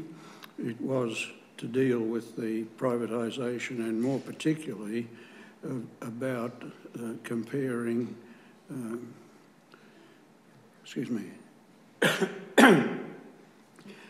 comparing whether you were able to compete on a level playing field with private enterprise. The basis of my argument there was to say no, and the council got legal advice that with all the best legal things, they couldn't have done it better than most legal things that you get with a quid both ways in much of the opinions that were given. And so, to me, it's still an open court, and I'm urging you as the reporting group here to say to council, this is a furphy, and it could be challenged, and I want to point out how it could be challenged in that way. You could never create a level playing field of council versus private enterprise unless, thanks, unless the private enterprise was prepared to disclose their costs. What were their salary and administration fees? I understand in some areas they can take 25%, but I got a comment only this week that 37% was taken from the provider, by the provider, for administration purposes I'm talking there. Now, council doesn't take that. In fact, it's putting in some money. So I believe that that argument about privatisation and council not being able to do it or has got to operate in that way, they should put that to one side. And if someone's going to challenge it in court, let them. In the meantime, my board and quite a group of local citizens are all keen to see council continue in the area of aged services. I'm going to give you a couple of examples there. I've mentioned the caring myself, and that was experiencing private carers because my colleague wasn't entitled to other help. Now, that was good at that level, and I had no complaints about it. On the other hand, here we have the condition of a colleague in the retirement village that I was then in and managed to escape from, who laid on the floor for 6 days before the cleaner came and discovered him. Eric was still alive, but he never was able to go back to his unit again. So that one of the things that the council workers provide is reporting on the condition. If the private providers are going to do that, then it needs to be written in to make sure they do. I can't see how they would when anecdotally, and I'll qualify that, I was informed that from a country council that had already privatised, so some of the council workers had gone over to the private provider and were suddenly hit with having to increase their number of service calls to near double. Now, it's on a time basis, so I think that qualifies that I don't think that statement was quite right, unless, as probably, I'm guessing, they worked longer hours and perhaps not paid for that. But the council worker concerned was not prepared to go on record. So I think there needs to be, that's why I say it needs to be a level playing field, and I'd reckon that it would be very, very difficult to work. That's about all that I wanted to do in the 3 minutes from here. Suffice to say, I was dead against the review and the cost of it, but once it's established, the right thing to do was to go ahead and support the review that's there. So I'm hoping that you'll prove me wrong and that it will come out in support of council continuing to provide the services. I wish you well in the compliments of the season. Thank you. Have you any questions of me? Well, are there any other parts of Darebin and aspects of Darebin that you think should be contributing to older people apart from services? Do you think everything else, U3A and all the different groups and transport and building access and all of that is okay here? Because you sound like you've been around a long time around Darebin. Well, I've been on a few committees over the years, but where I think we don't seem to be doing very well is in getting and I'm talking to the older people here, getting contact with them, finding them. It's by accident sometimes. I was standing for election for RACV a few years ago, got some lists of names, and here were male and female members in terrible single bedroom things, never out of them at all. And no one had knocked on their door in ages for it.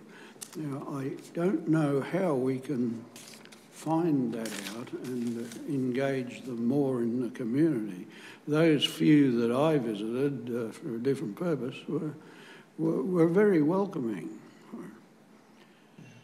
Transport is the other thing that's difficult.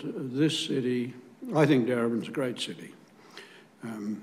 But it's a very, very long city, and you've got a different socio-economic group at the Clifton Hill end as to the other end, and totally different needs. But transport to get to something, even if we're running it here, we're only halfway up the place, so that more attention needs to be paid to where things are located, and you've got to duplicate them.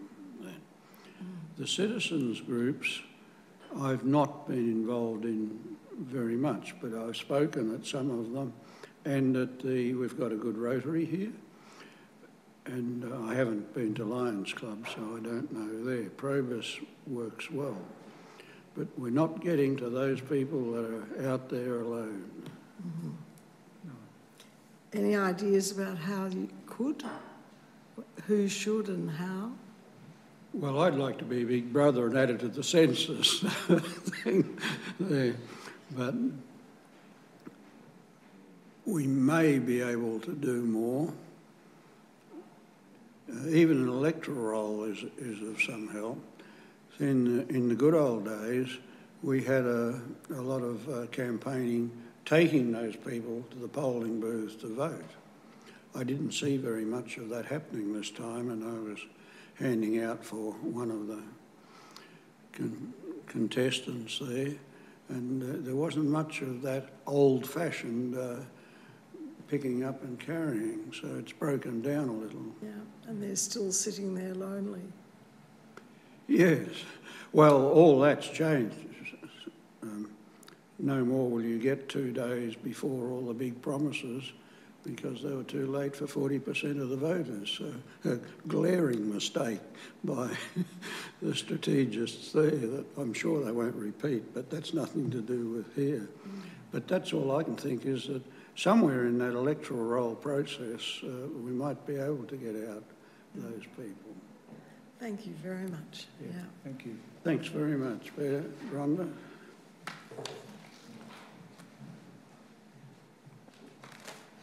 I just thought there's another person from a retirement village here who's had some bad experiences. It could be good to hook up.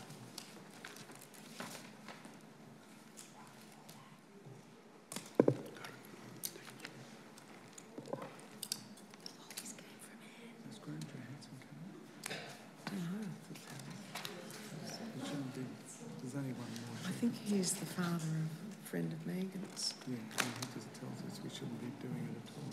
Oh, yeah. That's why. Surely he's not going to come and tell us that.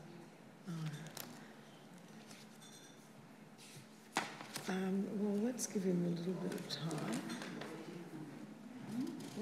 We're not sure that after 6 o'clock. We don't know that he'll come, because he's just telling us we shouldn't be having it. I spoke with him yesterday. Oh, okay. And then we've got one more that I haven't got, the written one. Yes, that's right. And I put it on your table. So who have we got? This is enough. We've got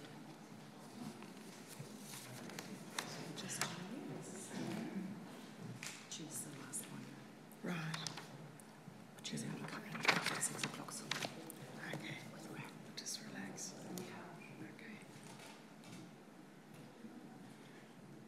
Yeah, Jack Graham, he asked me to do something for him recently, and I didn't ever get it. I gave him Tricia Maloney. I did answer him. Oh, did you? Thank God. Thank God. He asked me to speak at something. You never know when it's going to come back to you. Yeah, that's right. No, I was trying to remember what I'd done about it, and I'd flicked him on to somebody else.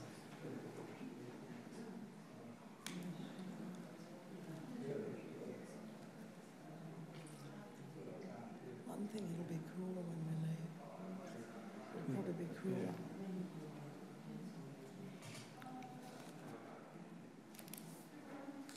We only want one each of these.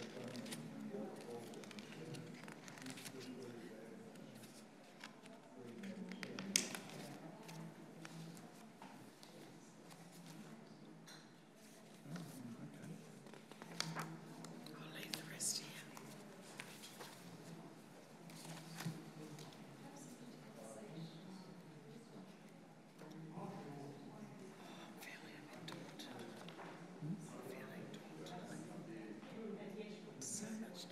stuff. Yeah. That's Vanessa's dad. I think his daughter's Vanessa. Graham, come and join us.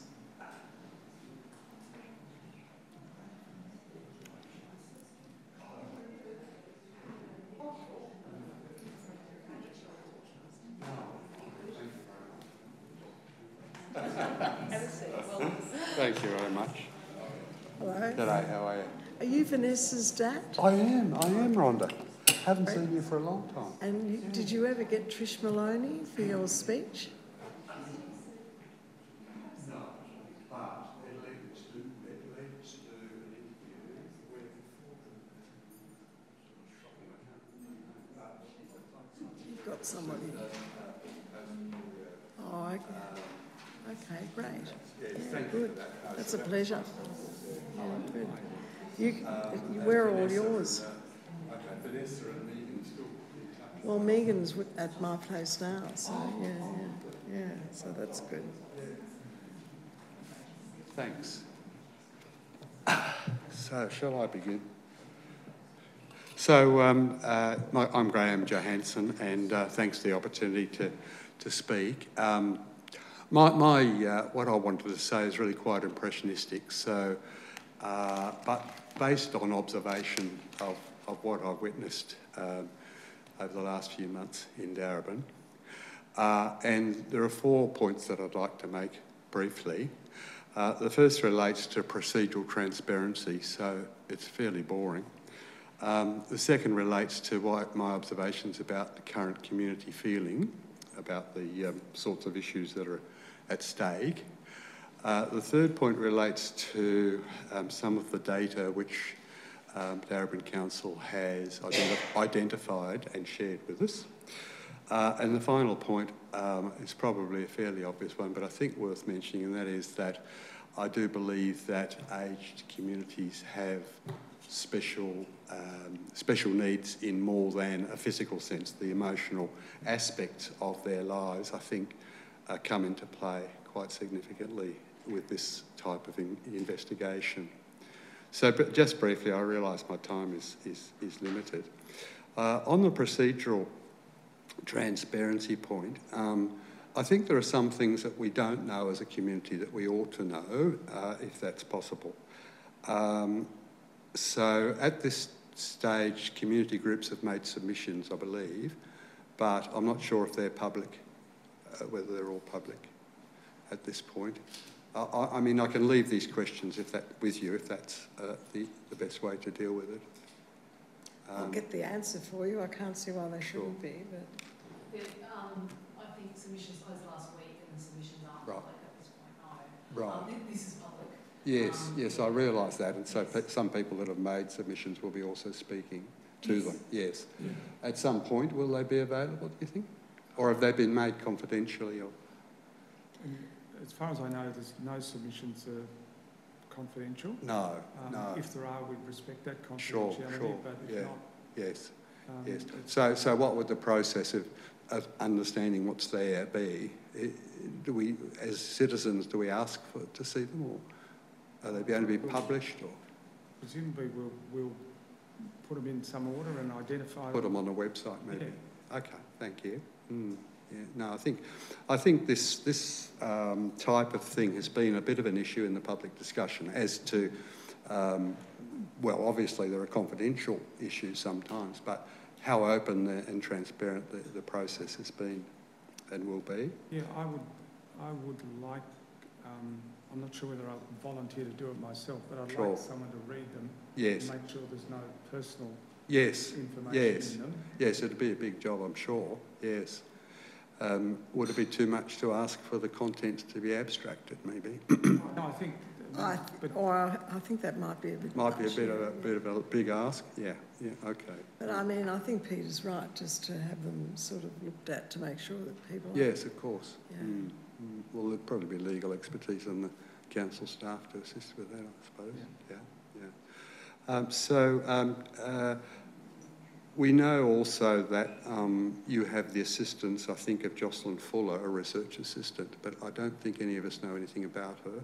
Is that correct? That she is available to you? Yeah, throw this one together. Yeah, so Jocelyn Fuller did some days of work. Yeah, yeah. She's not on the project. Oh, she's not still involved. No, she okay. was earlier on. All right, that's okay. So I guess what some of us are wondering, without wanting to be rude, is whether or not what you're doing is your work, or is there input from other experts? I think that it'd be good to hear your perspective on that. Yeah, so yeah. let's hear your perspective. Right, yeah. right. Well, the thing that I suppose concerns me a little is the concept of the model. So I think you're being asked to create a model or propose a model, and whenever anyone creates a model, there are always multiple competing models. So decisions, a model is based on a set of assumptions that aren't always transparent. And I noticed that the Royal Commission is being suggested by the federal government is asking for a model. And I'm just thinking, for example, hypothetically, that if your model doesn't fit very neatly with the national federal model, then what? Well, I'm just throwing it back to you, Yeah, Graham, because yeah. it's not an interrogation, it's for you to Sure, actually Rhonda, yeah. tell us what you think would be best. Oh, sure, sorry. Yeah. Well, my experience of models is that they need to be a little flexible. So a model should try to encompass all the possible issues that may arise, but it needs also to accommodate change over time. And in a way, that's another question that I raise, is this as to the sustainability of your model, whatever it happens to be. I think also a model should not be too prescriptive, so it shouldn't be too narrow. It should allow for changes in various variables in the future. And I think also there's one other danger with models, and that is that they can be used as a device for trying to control things a bit too much. So that's my experience of models, academic, theoretical, and practical in other spheres. Well, if you've got a view about the best way this whole topic should be addressed, I would love to see it. So send it in. I could give it some more thought. I'm currently working in an information technology faculty at Monash University, where models are constantly being proposed for this, that and the other. There's quite an ongoing heated discussion about the role of models and how much they can encapsulate values or people's perspectives and what their validity is in changed circumstances. So I'm happy to provide some other thoughts on that if that's useful. Thanks, Rhonda. Thanks, Peter. The only other point that I wanted to make about the report is that it'd be good if it were available in multiple languages. I suspect that that's already been thought of, but I thought I should just perhaps mention that, please. Am I all right for time? Yep. Still okay? Yeah, no, keep going. Oh, beg your pardon. Yeah, sorry. Thanks. Yeah. So the second point, that general point that I wanted to make was some thoughts about what I've observed about community feeling in this particular discussion. It seems to me, first up, that there's a very serious concern among the elderly who are using current services about their futures. I think one of the problems that this type of change always raises is that it presents people with new choices, and too many choices, I think, for elderly people are confusing. I think they're confusing enough to non-elderly people sometimes. But if you think about it, for example, the number of mobile phone contracts on offer, whether or not people look at them or understand them, I think is an open question. But added to that, the confusion of proliferation, I think, is the anxiety that comes often in old age about having to make choices. And I look at the federal government proposal for a Royal Commission, and I see there choice. You know, choice is the big thing, that everyone has the right choices, which we can interpret based on past experience as being a siege engine, if you like, for privatisation. So I think at the moment there are 150 providers of services to aged people. That's at the moment, but the Royal Commission is proposing a broader range of choices. So I think the community is worried. It's creating some anxiety. I think another, apart from the fear of sudden and radical change, another thing that I've observed is the advocacy of doctrinaire approaches to solutions. So ideologically, it's easy to commit to public-private partnerships, or privatisation or nationalisation, or a term is chosen and the implications are not carefully thought through. So what I'm saying in conclusion is that the community's feelings about the changes need to be considered uppermost. Absolutely. Yeah. Thank you.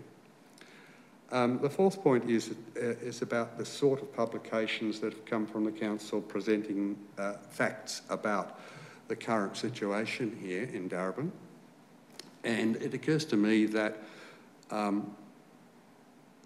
it'd be fantastic if this sort of inquiry were going on in other places as well, so that we're not treating this as an isolated issue, which it isn't obviously, as everybody's mobile, to some degree at least, and that perhaps a broader approach to the development of a solution or solutions may be more effective. So we are told, I don't have first-hand experience, but we are told that Moonee Ponds and Banyule have very good models and have worked very successfully in the past. And it just seemed to me perhaps it would be more logical if collaboration were sought or perhaps managed somehow.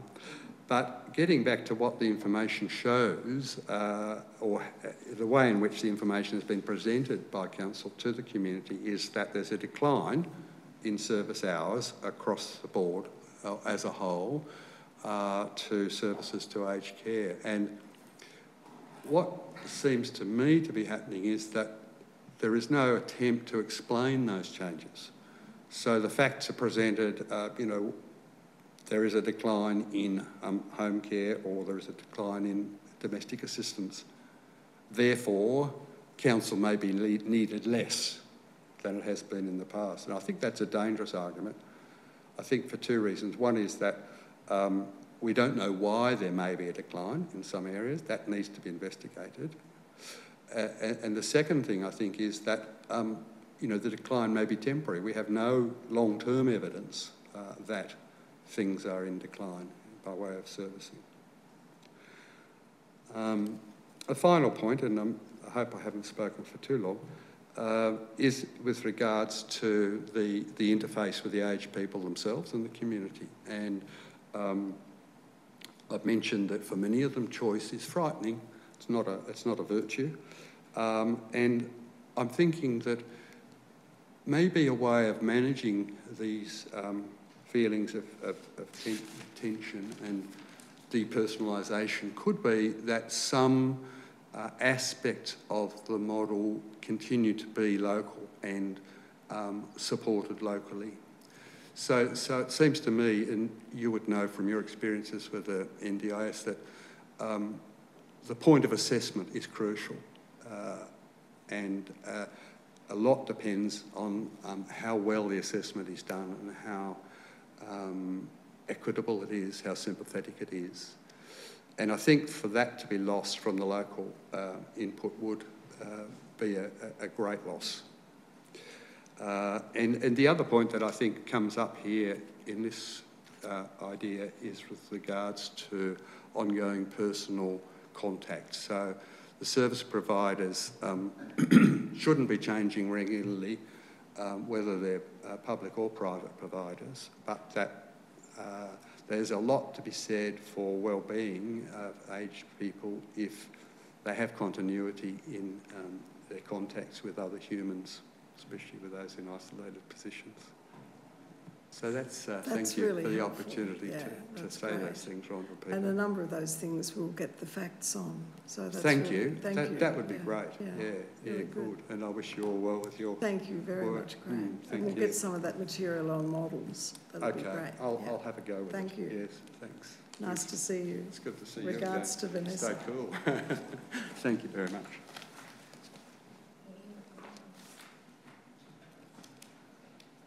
So now, no, we've got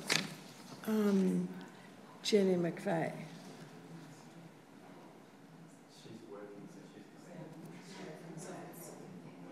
It's Jenny.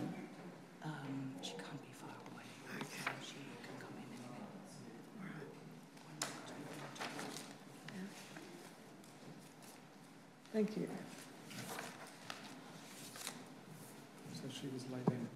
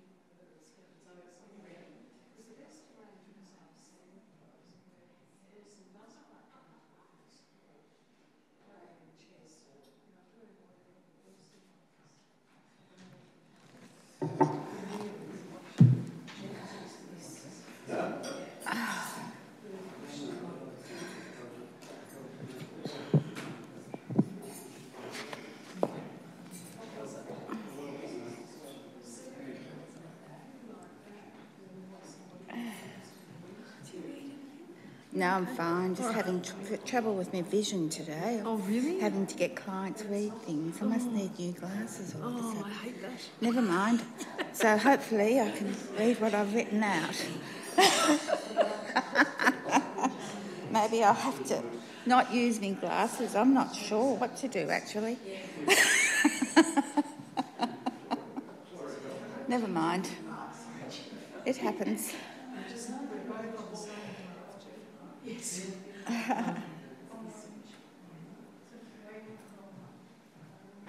Hello. Hi. Hello. So I'm referring to, if people are ready, when they're ready. Thank you for coming. It's a pleasure. Yes.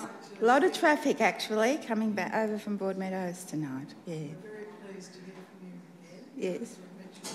Okay, yes.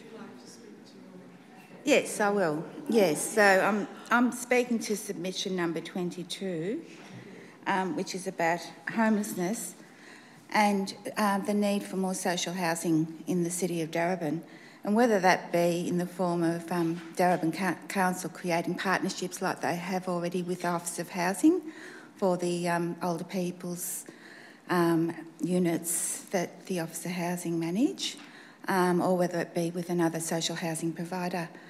With Office of Housing, they provided the land, Council owned the land, Office of Housing built the units, and then Council has nomination rights into those units for older people, which it works really well. And my program, I'm a social worker on the Community Connections program, which work with homeless people in the city of Darebin and other council areas. But I just want to read out some supplementary information to my submission. It's about ABS. Starting with the ABS data in 2016, it found that 1 in 6 people, or 16% of people experiencing homelessness, were over the age of 55. This was around 18,600 people, and this was an increase from the 2011 ABS data of 1 in 7. So it's obvious that homelessness is a growing problem for this age group and is likely to increase over time due to our ageing population, which according to the Intergenerational Report in 2010 is set to double by the year 2050. The number of older homeless people increased by 49% over the last decade. Of the total number of consumers in the city of Darebin supported by our Community Connections program at Moss around their homelessness or insecure housing in the last financial year, 29% of the total were aged over 65. And as I said in my submission, over half of these were in the category of primary homelessness. Many of these people we found sleeping on the floor in garages. They're hidden, they're not seen. You see a lot of the younger people on the streets now. You occasionally see an older person. We find older people in parks. We get people referred to as sleeping in cars. I've supported people with chronic illness sleeping in cars with their partner.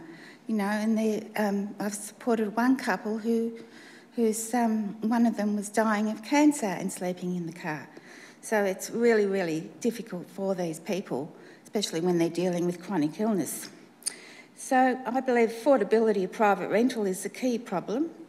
An aged pensioner is paying 63% of their income on rent in average for a one-bedroom flat in Melbourne. This includes income from all sources, such as pension, pension supplement, energy supplement and rent assistance. And the ABS data in 2016 found that 14% of people aged 65 to 84 were living in private rental accommodation. Anglicare research in 2017 found that 98.3% of singles on the age pension who were renting were living in properties that were unaffordable and inappropriate to their needs. And that's quite a high proportion of people. So I just think it's integral, it's key. It's a key response that Council needs to look at. Older women are particularly vulnerable, and research conducted by Mission Australia, Housing Action for the Aged and Council for Homeless People has found that older women continue to be particularly vulnerable to homelessness in later life due to factors including lack of superannuation, financial dependence throughout life, and family violence. More women than men over the age of 65 are renting, and more women than men sought help from specialist homelessness services in the year 2015 to 2016. So that's interesting. And I've worked on my program for 12 years now, and I've noted in the time that I've worked there a steady increase in homelessness, older women presenting with homelessness. So that's what I've noted personally. So that's my argument. That's my, that's my... We heard earlier today about tiny home, where in backyards there are very small, full houses. Yes. And there's a program for homeless youth, where they put the flats in the back and then move them. That's right. And all of those innovations, I haven't seen them used for older people. No. What do you think of that, all those possibilities? That is a good possibility, I guess, but they would have to have a backyard to put them in. Yeah, so... Quite often family relationships are broken down with older people. But this might be someone else. This could be Yes. community contribution. Yes, that's right. That's not a bad idea at all. Yeah. So it's sort of, the program that's already been, the Darebin's already been committed to for some time, you want that continuing and expanding. Yes, I think that would be great. Other things too. Other things too, valuable. Yes, just to provide housing, a roof over their head, and then they can get the services that they need to maintain their independence in living. And so Darebin's relationship with the state government and with NGOs is very important because... Yes. Yeah. Yes. That's right. So are you aware of land within the city that the council owns that could... That the council owns now? Yeah, that owns now that could be used for housing? We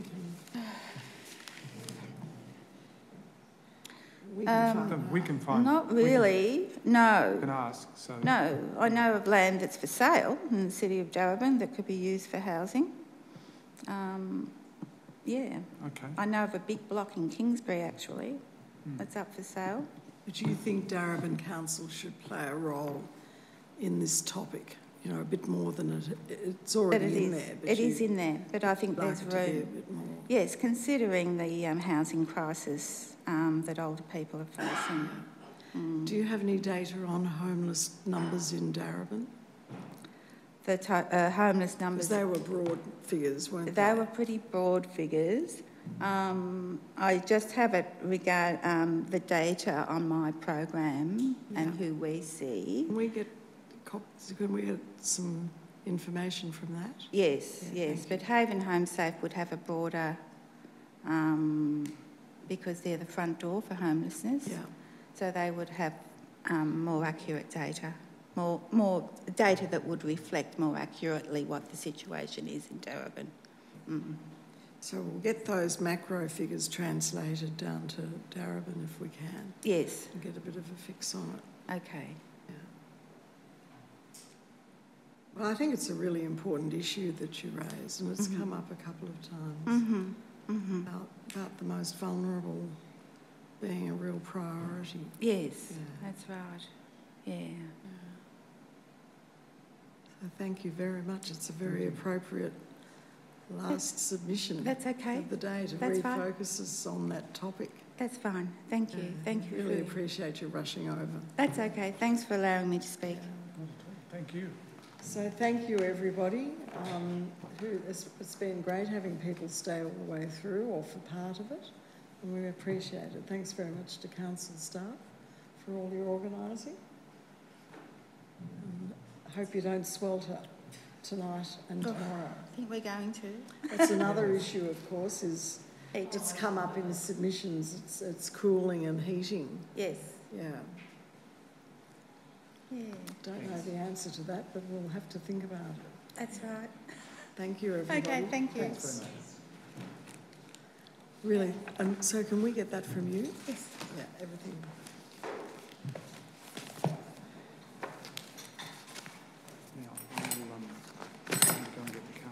Okay, that'd be great.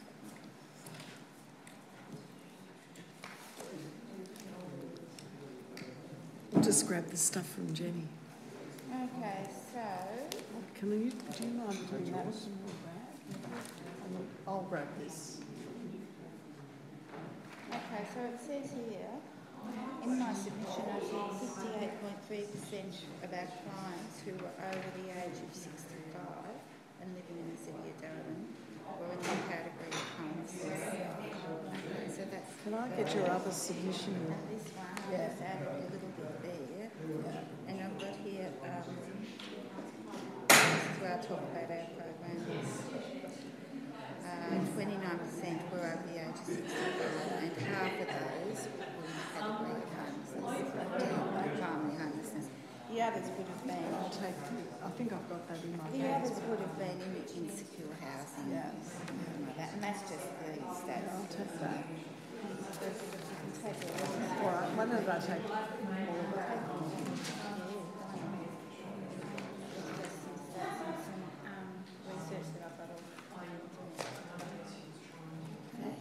Thank you. Peter, I'll give you this. Okay, good luck with it all. Yeah, thanks. We'll probably get back to you. Yes. Part of the report. Yes. Contact you. Okay, that'd be great. Peter, it's just hold on. Download tomorrow.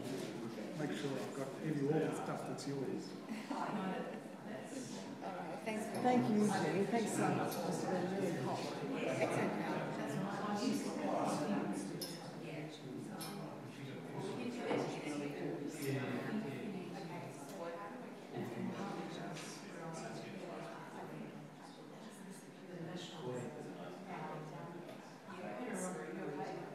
You just needed a person with a card to go out.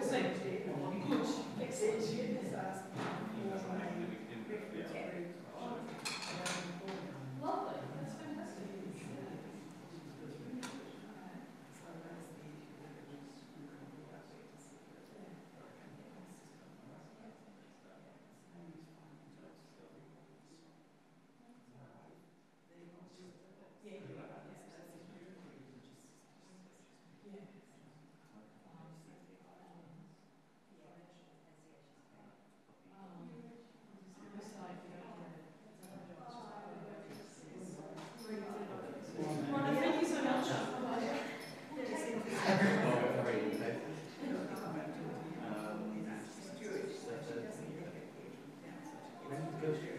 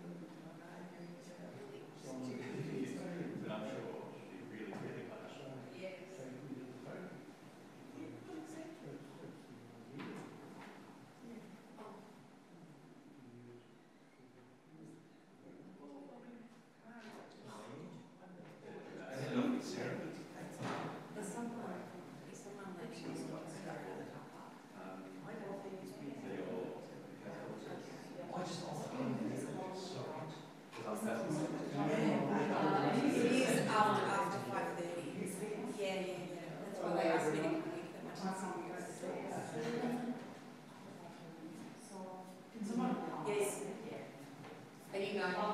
Yes. Have you got your tag? Yes. Do I need a special permission? No, just you.